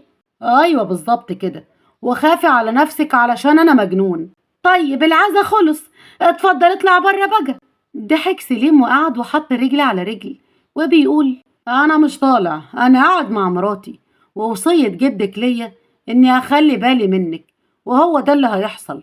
وعلى فكرة اكتشفت في الرسالة انه كان تعبان من فترة ومش قايل لحد. يا حبيبي يا جدي، الله يرحمك انت وامي وابوي. سليم قرب منها ومسح دموعها وبيقول: وحشتيني قوي يا نيلي، وحشني كلامنا مع بعض، وحشني قلبك الطيب. لا انت مش حبيتني يا سليم، انت كنت بتعالجني وانا خفيت وبعفيك من اي وعد قطعته على نفسك، وانا ما اقدرش اعفيكي من وعد قلب وعده. انا بحبك يا نيلي، بحبك بجد. ولما بعدت عنك حسيت اني تايه. عمري ما حسيت كده مع اي حد غيرك. كنت بروح اراقبك وبكون فخور بيكي جدا، وانا شايفك نيلي جديدة بتتعامل مع الحياة والمواقف بطريقة صح. خلينا نبدأ صفحة جديدة ونتعرف على بعض. يعني عرض مغري قوي.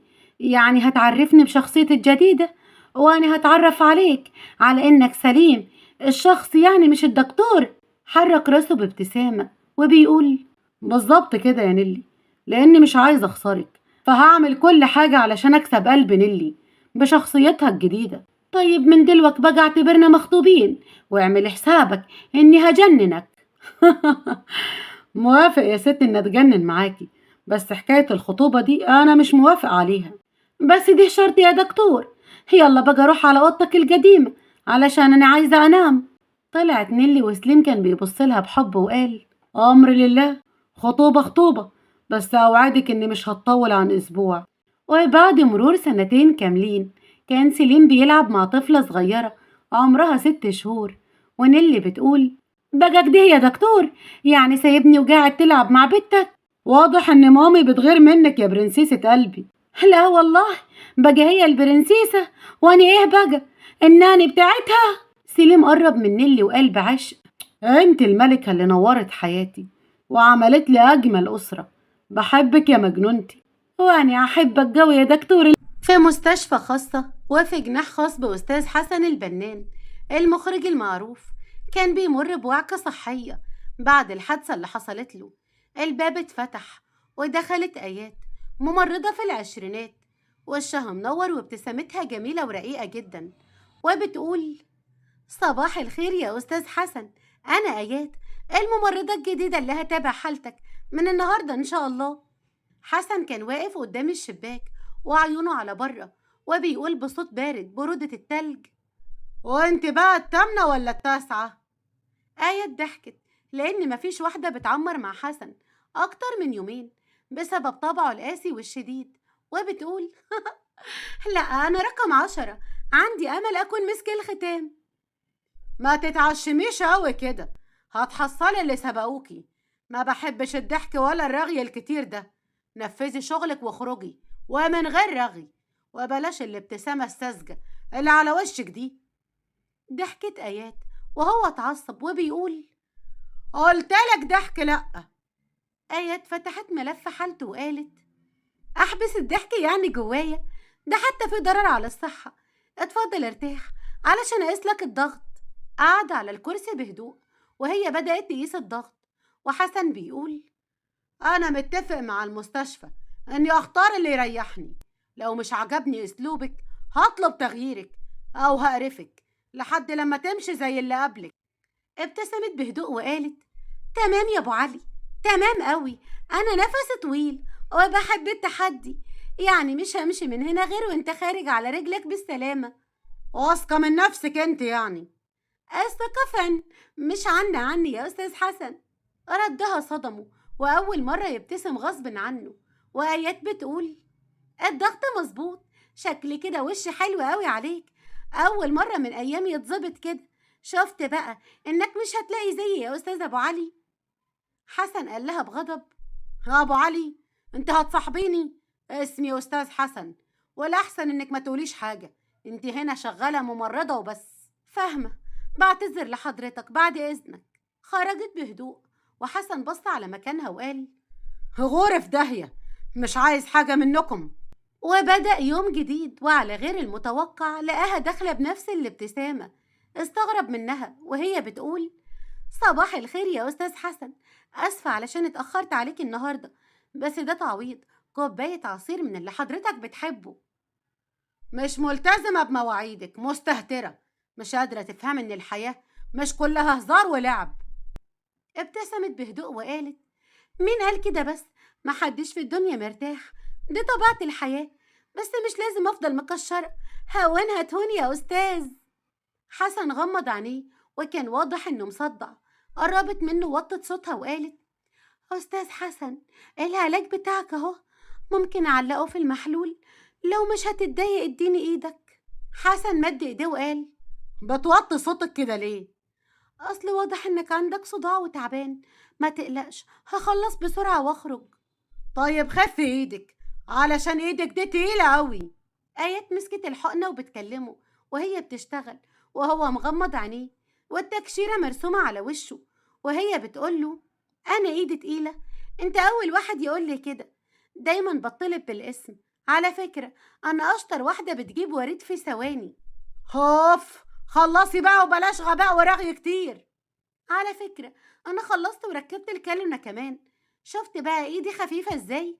بص حسن لإيده اللي متعلق فيها العلاج وبص لها وقال عادي يعني، ما عملتيش أي انبهار، إيدك برضو تقيلة. أنا راجل وبستحمل. راجل وسيد الرجالة كمان. ألف سلام عليكي يا أستاذ حسن، محتاج حاجة تاني؟ اطلعي بره وبطلي رغي، ومش عايزة أشوف وشك تاني. ضحكت وهو استغرب، هو متساهل معاها كده ليه؟ وليه بتضحك رغم أسلوبه معاها؟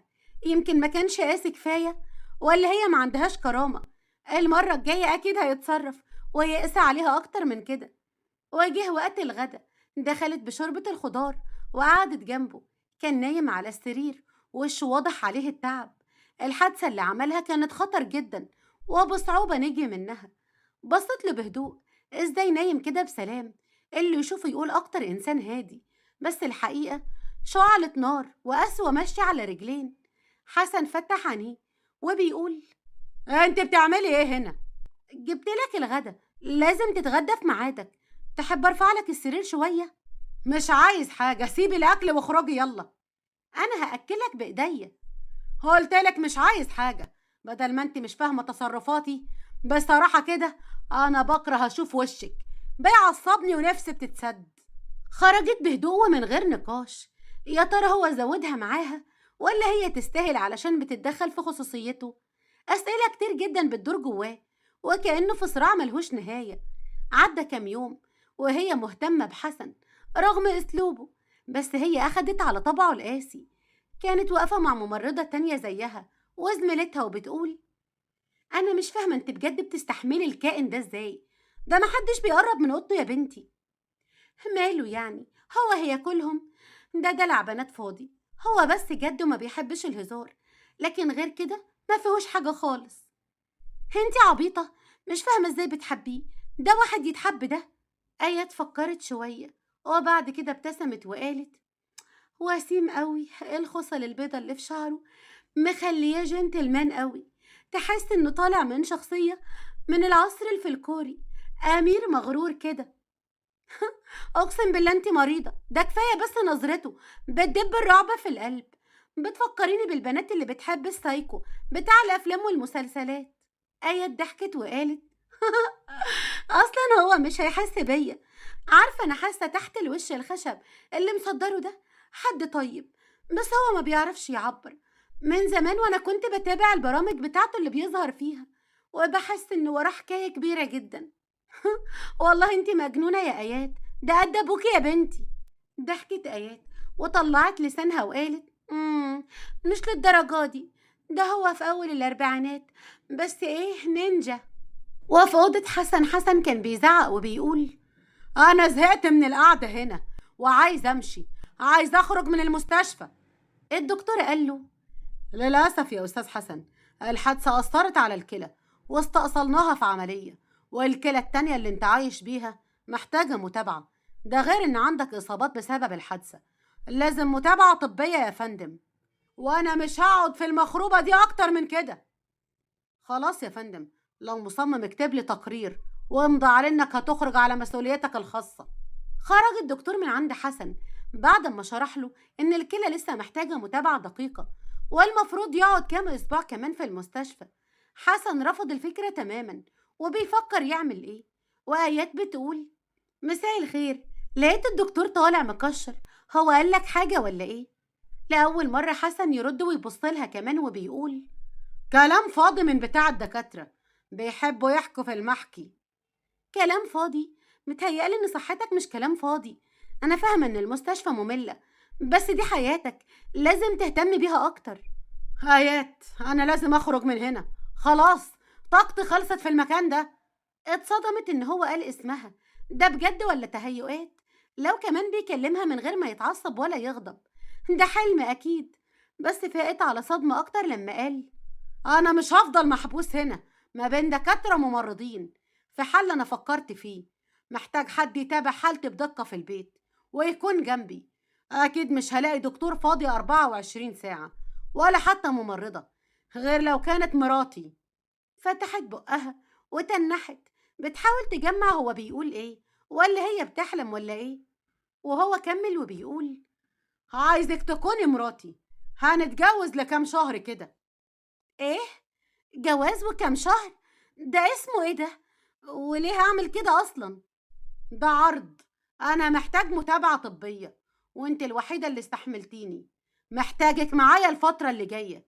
هكتب عقد وفيه شيك تحط فيه المبلغ اللي انت عايزاه، علاقتنا هتكون في اطار الشغل وبس، وكفاية انك هتاخدي لقب مدام حسن البنان. آيات كانت مصدومة، هو فعلا طلب منها انه يتجوزها؟ يعني 24 ساعة قدامه وفي بيته كمان؟ بس قال كلمة فلوس وده جرحها جدا، وكمل وبيقول: بما انك مصدومة وده واضح من ملامحك، خدي وقتك، يا ريت ما يزيدش عن يوم، علشان بجد المستشفى بقت مقرفة قوي، وبرضه ألحق أشوف غيرك. آيات خرجت وروحت على البيت، كانت بتفكر في كلام حسن، معقول توافق؟ يومين آيات ما بتروحش فيهم المستشفى. حسن بقى عصبي أكتر، خصوصا لما عرف إن آيات ما جاتش، هي بتهرب منه، محدش مستحمله. مي كلمتها ولما سألتها عن حسن عرفت إنه تعبان وضغطه عالي وكمان رافض الأكل. وآيات بتقول بصدمة: انتي بتقولي ايه؟ يعني ايه رافض الأكل؟ بصي، هو واضح كده والله أعلم إنه عايزك، ما سألش عليكي صحيح، بس كل ما ادخله بيكون باين في عينيه السؤال. يمكن يا بنتي يا آيات يكون حس بيكي أخيرا. أنا لو منك أهرب، ده سايكو يا بنتي على الآخر. اقفلي يا مي اقفلي، أنا جاية. ما قدرتش آيات تتحمل تعرف إنه تعبان، وفي وقت قصير كانت في المستشفى. دخلت وفي إيديها أكل وعلاج. أول لما شافها ملامح وشه اتغيرت، اتخيلت إنها شافت شبح قدامها. ابتسامته خلتها تستغرب جامد، وبتقول: قالوا لي إن ضغطك عالي وبطلت تاكل، يا ترى إيه السبب؟ يا ترى غيابك كان بسبب تفكيرك في الفلوس؟ وصلت لكام؟ أنا كريم أوي وهدفع. خلصت؟ هات إيدك بقى أقيسلك الضغط. رجعتي علشان إيه؟ علشان عرفت إنك تعبان، مهنش عليا أسيبك، جبتلك أكل وهتاكل لو عايزني أوافق على طلبك.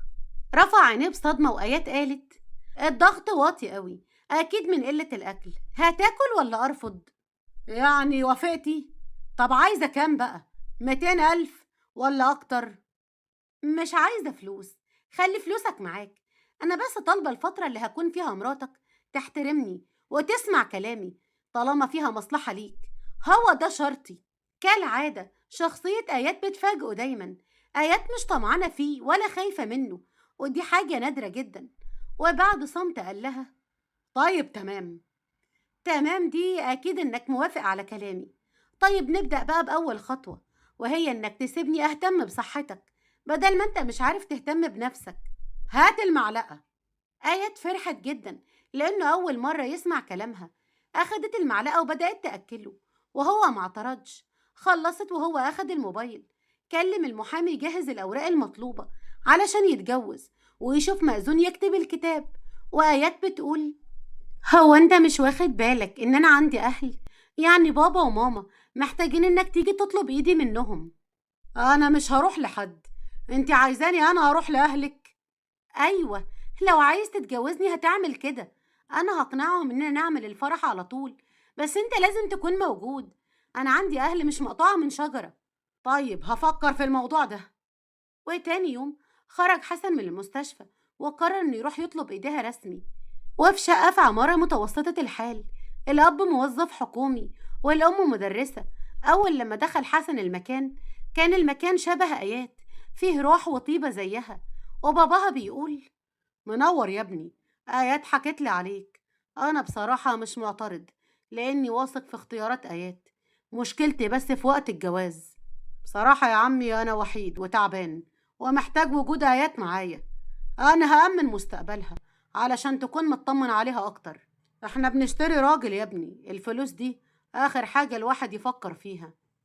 آيات دخلت وكانت لابسة فستان رقيق جدا، أول مرة حسن يشوفها من غير لبس المستشفى. بعد كلام حسن أقنع أهل آيات وطلب إنهم يكتبوا الكتاب ويكون الفرح آخر الأسبوع رغم اعتراض الأب، بس هو شاف فرحة بنته علشان كده وافق. فاتت الأيام بسرعة وآيات وحسن اتجوزوا وأخدها معاه على البيت. أول يوم في بيت حسن كان في مشاعر كتير جدا لآيات، خوف على قلق على توتر. حياة جديدة هي مش عارفة هتعمل فيها ايه. فيلا فخمة وشيك جدا زي ما توقعت. واحد زي حسن لازم يكون ده بيته. حسن وقف وبصلها وقال: غرفة الضيوف والغرفة على اليمين، دي غرفتك الفترة اللي هتقعدي فيها هنا. حلو انك محدد من اول لحظة انا هقعد فين. طلعت على السلم وهي بترفع فستان الفرح وحسن بيقول: آيات، أنا مش عايز دوشة كتير في البيت، ولو هتستضيفي حد يبقى تبلغيني قبلها. تمام، مفيش مشاكل، ممكن تطلع تاخد شاور وأنا هغير واجي أديلك العلاج. مش عايز دلوقتي. من أولها كده بتعترض. هتلتزم بمواعيد العلاج والأكل والنوم، ويا ريت ما تعرضنيش في ده. تمام ماشي. طلعت غيرت هدومها ونزلت تديله العلاج. فاتت الأيام وحسن بدأ يتعود على وجودها في البيت، وكأن الحياة ما كانش لها طعم من غيرها. كانت مشغلة فيروز وفي المطبخ بتعمل شوربة زي ما بيحبها. كان واقف بعيد بيراقبها، حس بوجع ومسك جنبه. وآيات بتقول: حسن انت كويس؟ في ايه؟ مش عارف يا آيات، تقريبا كده علشان اتحركت النهاردة كتير. آيات قعدته ورفعت رجله على الكنبة، مسحت العرق اللي على وشه وبتقول: ما تقلقش من المجهود، بس انت ما كنتش بتتحرك كتير في المستشفى. اتأكدت انه بقى كويس ورجعت المطبخ كملت اللي بتعمله. وبعد شوية خرجت ومعاها طبق الشوربة وبتقول: أحلى طبق شوربة خضار هتاكله في حياتك كلها. ابتسم حسن وقال: تعرف ان عمري ما حبيت شوربة الخضار ولا أكلتها غير من ايدك انتي. انت بس سيب لي نفسك على الآخر وتأكد إنك هترجع أحسن من الأول كمان. ابتسم حسن وهو بيبص لها بحب، فأكلته وأخد العلاج، وبعدها قعدت جنبه.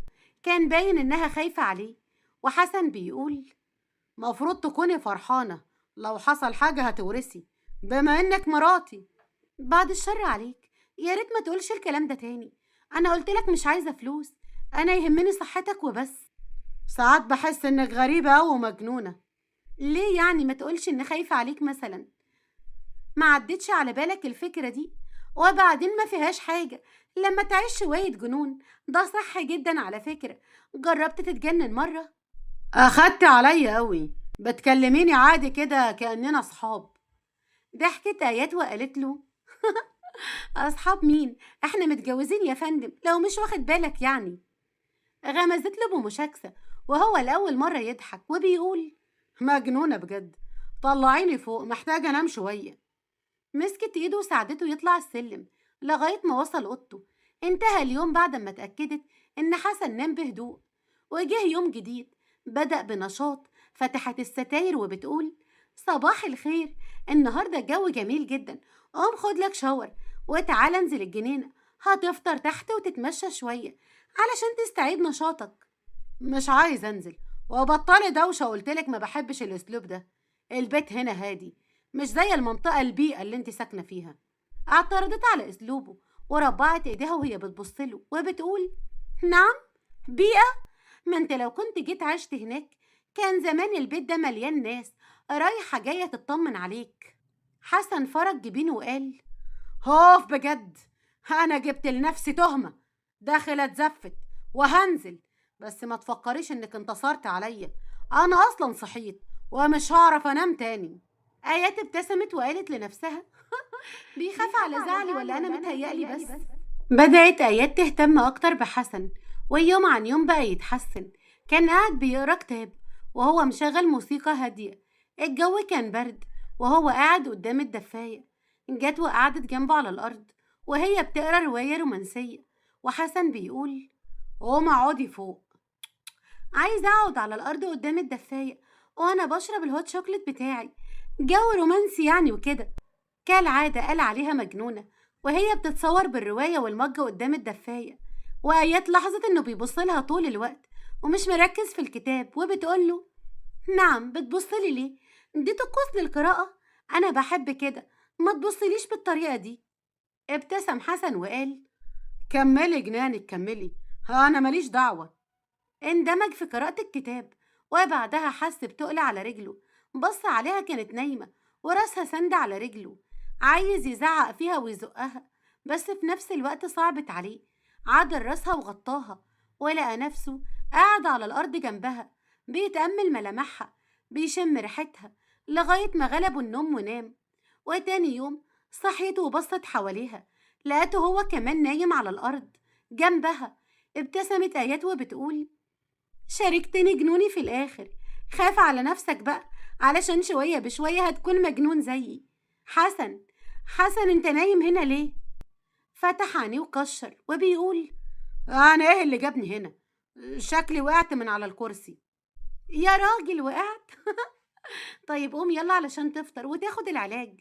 وقف حسن وهو بيمط دراعاته، وبعدها راح غير هدومه وفطر وراح قعد في مكتبه. افتكرت العلاج بتاعه وراحت علشان تديهوله. دخلت المكتب وكان بيتكلم في الموبايل، وبعدها قفل وبيقول: آيات جهزي نفسك، عندنا ميعاد سهرة بكرة وانت جاية معايا. سهرة ايه دي؟ حاجة كده زي ميتنج تبع الشغل، هنروح نشتري فستان للسهرة.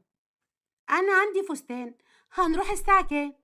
قلتلك جهزي نفسك علشان هننزل، مش عايزة اعتراض، قدامك 20 دقيقة، ما تتأخريش. رجع يتحكم تاني زي الأول. دي أول مرة يخرجوا مع بعض بعد ما اتجوزوا. لا، دي أول مرة يخرجوا مع بعض أصلا ولوحدهم.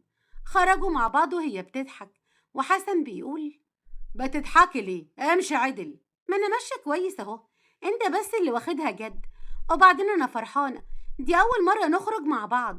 أول مرة بس احنا اتفقنا إن العلاقة تبقى واضحة، شغل وبس. بصت له بحزن وردت وقالت: وانا ما خالفتش الاتفاق، أنا بس بقول إنها أول مرة نخرج. دخلوا محل الفساتين وآيات بدأت تبص على الفساتين، وحسن قاعد على كرسي قريب بيراقبها من بعيد علشان تكون براحتها. واللي بتباع لها الهدوم بتقول: أستاذ حسن البنان، أنا من معجبينك قوي. حضرتك عامل إيه دلوقتي؟ سمعت إنك عملت حادثة. أيوة فعلا، الحمد لله على كل حال. طيب ممكن صورة؟ والله أنا مش مصدقة نفسي إني قابلتك. البنت كانت بتحاول تقرب منه، وآيات اتعصبت وهي شايفة البنت بتبصله بإعجاب، وبتقول: يلا نمشي، مش عاجبني حاجة هنا. ليه بس؟ ما في فساتين كتير، ما تجربي تقيسي حاجة. مش عاجبني حاجة، وبعدين انت قاعد بتضحك وتهزر مع البنت وانا ولا سائل فيا. رفع حاجبه باستغراب وهي كشرت: خلاص مش هشتري حاجة من هنا، تمام؟ خلص الكلام كده. طيب تمام، قدامي. قبل ما يخرج البياعة طلبت منه صورة، اتصور معاها وخرج مع آيات وهو بيقول: فك التكشيرة دي شوية، هو حصل ايه؟ ما انت كنت ماشية توزعي ابتسامات. على فكرة انت ما بتحترمنيش، وشرطي كان انك تحترم وجودي. قاعد تهزر مع البنت وبتستظرفه ولا في دماغك انا. حاسس بريحة غيرة، انت غيرانة عليا يا آيات. افهم بنفسك يا أستاذ. ابتسم ومسك ايديها ودخل على محل تاني. اختار فستان شكله رقيق قوي. دخلت قاسته، كان واقف يبصلها وسرحان فيها. آيات جميلة جدا وعاملة زي الوردة اللي كل يوم بتفتح وتحلو أكتر. ازاي تقع مع واحد قاسي زي ده وكمان أكبر منها بكتير؟ حس بتأنيب ضمير بس محبش يبين. اشترت باقي الحاجات ورجعوا البيت، وتاني يوم كانت السهرة. جهزت ولبست الفستان ونزلت. كان منتظرها ولابس بدلة سودا. قربت منه وعدلت الكرافتة بتاعته وبتقوله: شكلك ممتاز، ولا غلطة، كأنك أمير. حسن ابتسم وبيقول: دي معاكسة بقى يعني، انت كمان شكلك حلو ومختلف عن كل يوم. أنا كل يوم بكون حلوة، انت بس اللي ما بتركزش. يلا بينا نخرج. ضحك وقال: الحماسة دي آخرتها تكشيرة زي امبارح، صح؟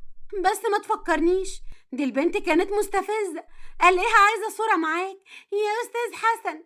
مال سايب هو يعني؟ ضحك حسن على كلام آيات وبيقول: مجنونة والله، قدامي يلا، مش عايزك تبعدي عني خالص، ما تسيبيش ايدي.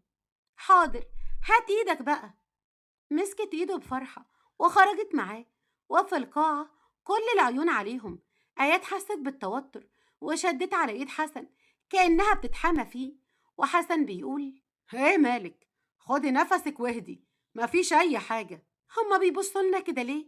بيشبهوا عليا اكيد. اصلك شبه حد يعرفوه.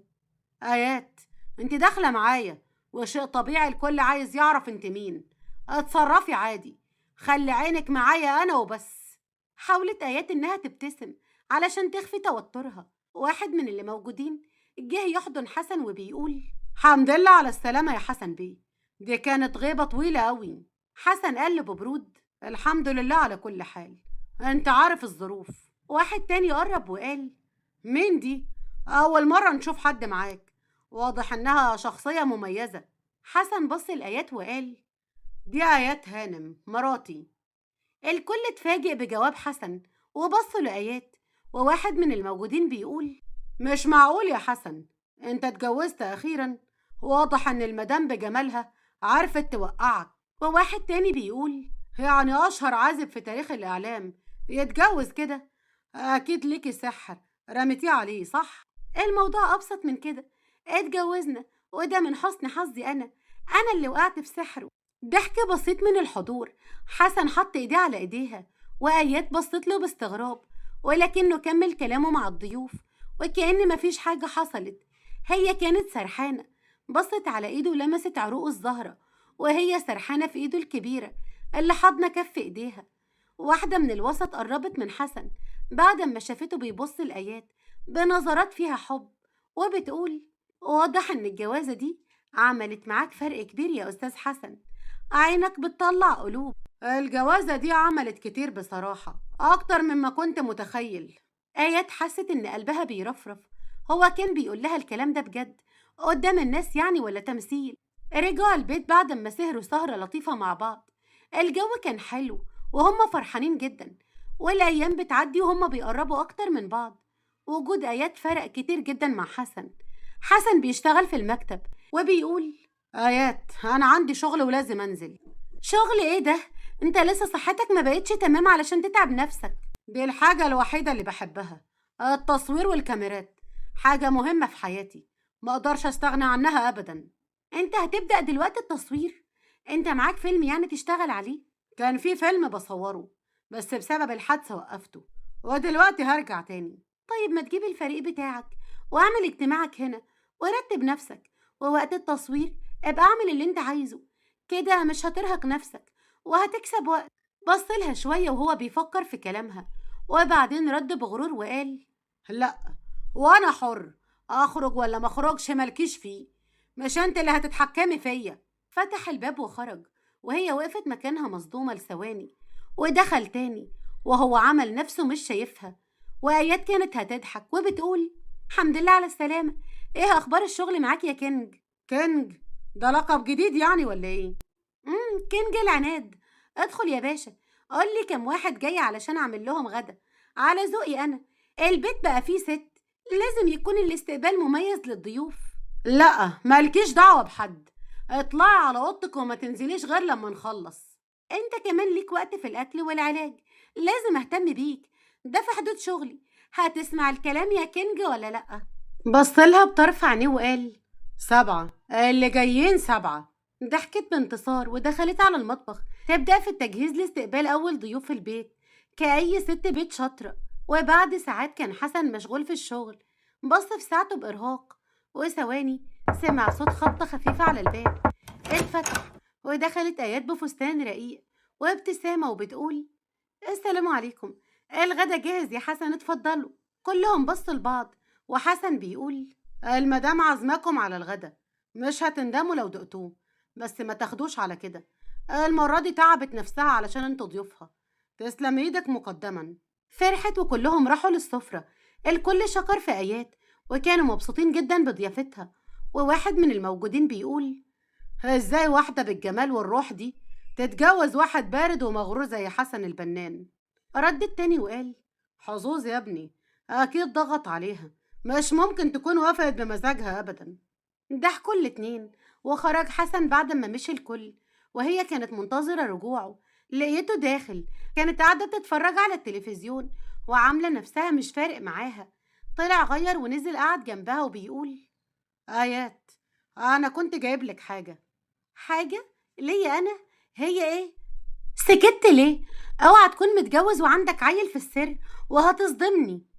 لا ما تخافيش، انا اصلا ما كنتش بفكر في الجواز، وانت جيتي بوظت عليا خططي للاسف. آيات اتغاظت من كلامه وقالت: وللاسف ليه؟ اعتبر نفسك مش متجوز، انا اروح عند امي، هي اولى بيا. قال للاسف قال.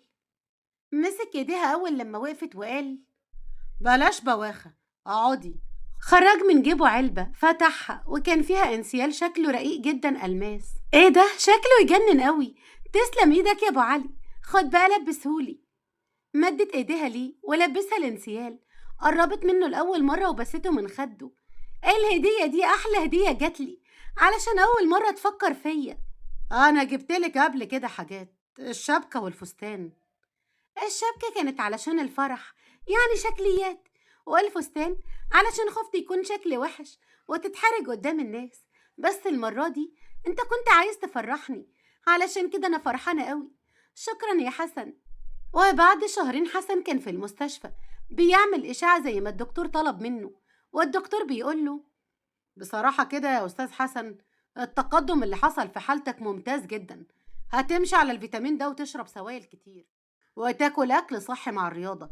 بعد كل ده وبفضل ربنا انت إنسان سليم، عيش حياتك زي ما انت عايز، خلي بالك بس من الحاجات اللي قلتها لك. الحمد لله يا دكتور، شكرا جدا. الدكتور اندهش أول مرة يكون حسن هادي ويتكلم من غير برود، وبيقول: العفو يا فنان، انت كمان مش هتحتاج وجود تمريض معاك، يعني ممكن آيات ترجع الشغل مرة تانية، المستشفى محتاجة وجودها. ومين قالك ان مراتي هترجع الشغل تاني؟ مرات حسن البنان مكانها معاه وجنبه. خلص كلامه وخرج بهدوء، وآيات كانت واقفة مستنياه بره وبتقول: قالك ايه؟ وما تكدبش عليا، حصل ايه؟ طمني. من امتى وانا بكذب عليكي؟ وهخبي ليه؟ خايف منك مثلا؟ يوه بقى يا حسن، ما تتكلم بقى، وشك متغير. حصل حاجة طيب جوه؟ حسن مسك ايديها، ومي صاحبتها كانت واقفة وغمزت لآيات اللي ضحكت، وخرجوا هما الاتنين. وفي العربية حسن بيقول: الدكتور قال اني بقيت كويس وهوقف العلاج، ما عدا بس الفيتامين وشوية تعليمات كده عن الصحة. آيات سكتت شوية وقالت: يعني كده أنا مش مهمة معاك؟ تقصد تقول كده صح؟ أنا قلتلك الدكتور قال إيه وبس، ما تزوديش كلام عليه. الحمد لله إنك كويس أهو، هترتاح مني ومن جناني، وتقدر تعيش براحتك من غير ما حد يضايقك في البيت. أكيد البيت هيرجع ملهوش صوت، ما أنا اللي عاملة دوشة مش كده؟ كانت عايزة تسمع رده، بس هو سكت، وجواه حرب ما بين إنه يعترف ولا يفضل مكابر. وصلوا البيت. آيات طلعت على أوضتها، وحسن كان قاعد مكانه وسرحان وبيفكر فيها. نزلت ومعاها شنطة هدومها، وهو بص للشنطة بصدمة وقال: ايه دي؟ انت رايحة على فين؟ وواخدة الشنطة ليه؟ ما انا قلتلك ماشية، مش انت قلت انك بقيت كويس؟ هقعد اعمل ايه معاك؟ الاتفاق خلاص خلص. بتتمنى من جواها انه يوقفها، يقول لها انه بيحبها زي ما كانت حاسة من كل تصرفاته، بس ازاي حسن القاسي هيعبر عن مشاعره بسهولة كده؟ ما جاش اي رد منه. اترجته بعينيها بس ما اتحركش. علشان كده جرت الشنطة مرة تانية وبتقول: انا سبت الشبكة فوق والفستان وحتى الانسيال، اي حاجة جبتها لي فوق. وانا هعمل بيهم ايه؟ خديهم يا ايات، دول حقك. الاتفاق كان اني اكون جنبك لحد ما تكون كويس وانت تمام. هاخدهم ليه؟ علشان دول هدية ليكي. وبعدين انا لسه يعني حاسس اني تعبان. اه، تعبان جدا. الحقوني انا تعبان. ايات اتخضت وجريت عليه بلهفة وبتقوله: تعبان ازاي؟ احنا لسه راجعين من المستشفى. حاسس بايه؟ جنبك وجعك صح؟ اه، مش عارف اتنفس، مش قادرة اتنفس. طيب يلا، احنا لازم نرجع المستشفى. ضربات قلبك سريعة، حاسس بدوخة، تنميل. قولي حاسس بايه يا حسن؟ قلبي وجعني من وقت ما قلتي انك هتمشي وتسيبيني. الشنطة وقعت من ايديها واتجمدت مكانها وبتقول: قلت ايه؟ انا سمعت غلط مش كده؟ ولا دي تهيؤات؟ قولها تاني. انا عمري ما كنت عايزك تمشي يا ايات، انا بس ما بعرفش اقول اللي جوايا. بس عارف ان البيت من غيرك ما بيبقاش بيت، وانا من غيرك مش هبقى كويس. انسان ممل ووحيد، انا ما بكونش كويس غير بوجودك انتي. ايات عيطت وقالت: يعني انت عايزني هنا علشان اكون ممرضة، ولا عشان مثلا يعني بتحبني؟ عايزك تكون الاتنين. لا، عايزك تكوني اكتر من الاتنين. انا عايزك تكوني كل حاجة ليا. آيات ابتسمت وبصت له بحب وبتقول: انا كنت معاك وهكون معاك دايما، بس كنت عايزاك تقولها علشان اكون مطمنة. خلي بالك بقى ان كده هيكون في اتفاق جديد. حسن رفع حاجبه وقال: ايه هو الاتفاق ده؟ قولي شروطك بسرعة. اولا كده تبطل قسوة وقلل برود، هتسمع الكلام وتسيبني انا اللي امشي البيت، علشان انا مراتك وحبيبتك الجميلة العسولة القمر. ايه الغرور ده؟ انت كده هتتحكمي في كل حاجة. ايوه فعلا، عندك اعتراض يا كينج؟ ابدا ابدا، ما اقدرش يا قلب الكينج. المرة دي هتكون بدايتنا مختلفة يا ايات. طيب، بما انك طلعت بتحبني ودايب فيا، عايزه اقولك اني حبيتك من الاول، واني اصلا اللي صممت اكون الممرضه الخاصه بيك. ولما كنت بتعاملني بوش خشب عمري ما بطلت احبك، دايما كان قلبي ميال ليك. اول مره تشوف وشه منور والفرحه بتلمع في عينيه، شدها ليه وحضنها جامد وبيقول: بحبك يا عنيده يا مجنونه، عمرك ما هتندمي ان انا اكبر منك ابدا. اندم مين يا باشا؟ ده انا ما صدقت انك اعترفت، ده انت حبيبي وابن حبيبي يابا. ضحك حسن على مشاكسة ايات، وحاس ان عمره اللي فات من غيرها ما كانش محسوب. ومن هنا بدأت حكايتهم. حسن اتغير مع ايات وبقى يعبر عن حبه ليها في كل وقت وفي كل مكان. وبعد سنة ربنا رزقهم بطفل جميل جدا سموها آسر حسن البنان. وانتهت الحكاية مع القاسي المغرور. وتوتة توتة وخلصت الحدوتة. وأتمنى من قلبي إنها تكون عجبتكم، وبتمنى لو عجبتكم ما تنسوش تحطوا لايكات كتير جدا للقصة دي، وكمان تشتركوا في القناة لو كنتوا لسه ما اشتركتوش. أشوفكم بإذن الله في قصة جديدة، وأشوفكم بخير وعلى خير دايما يا رب، ومع ألف سلامة.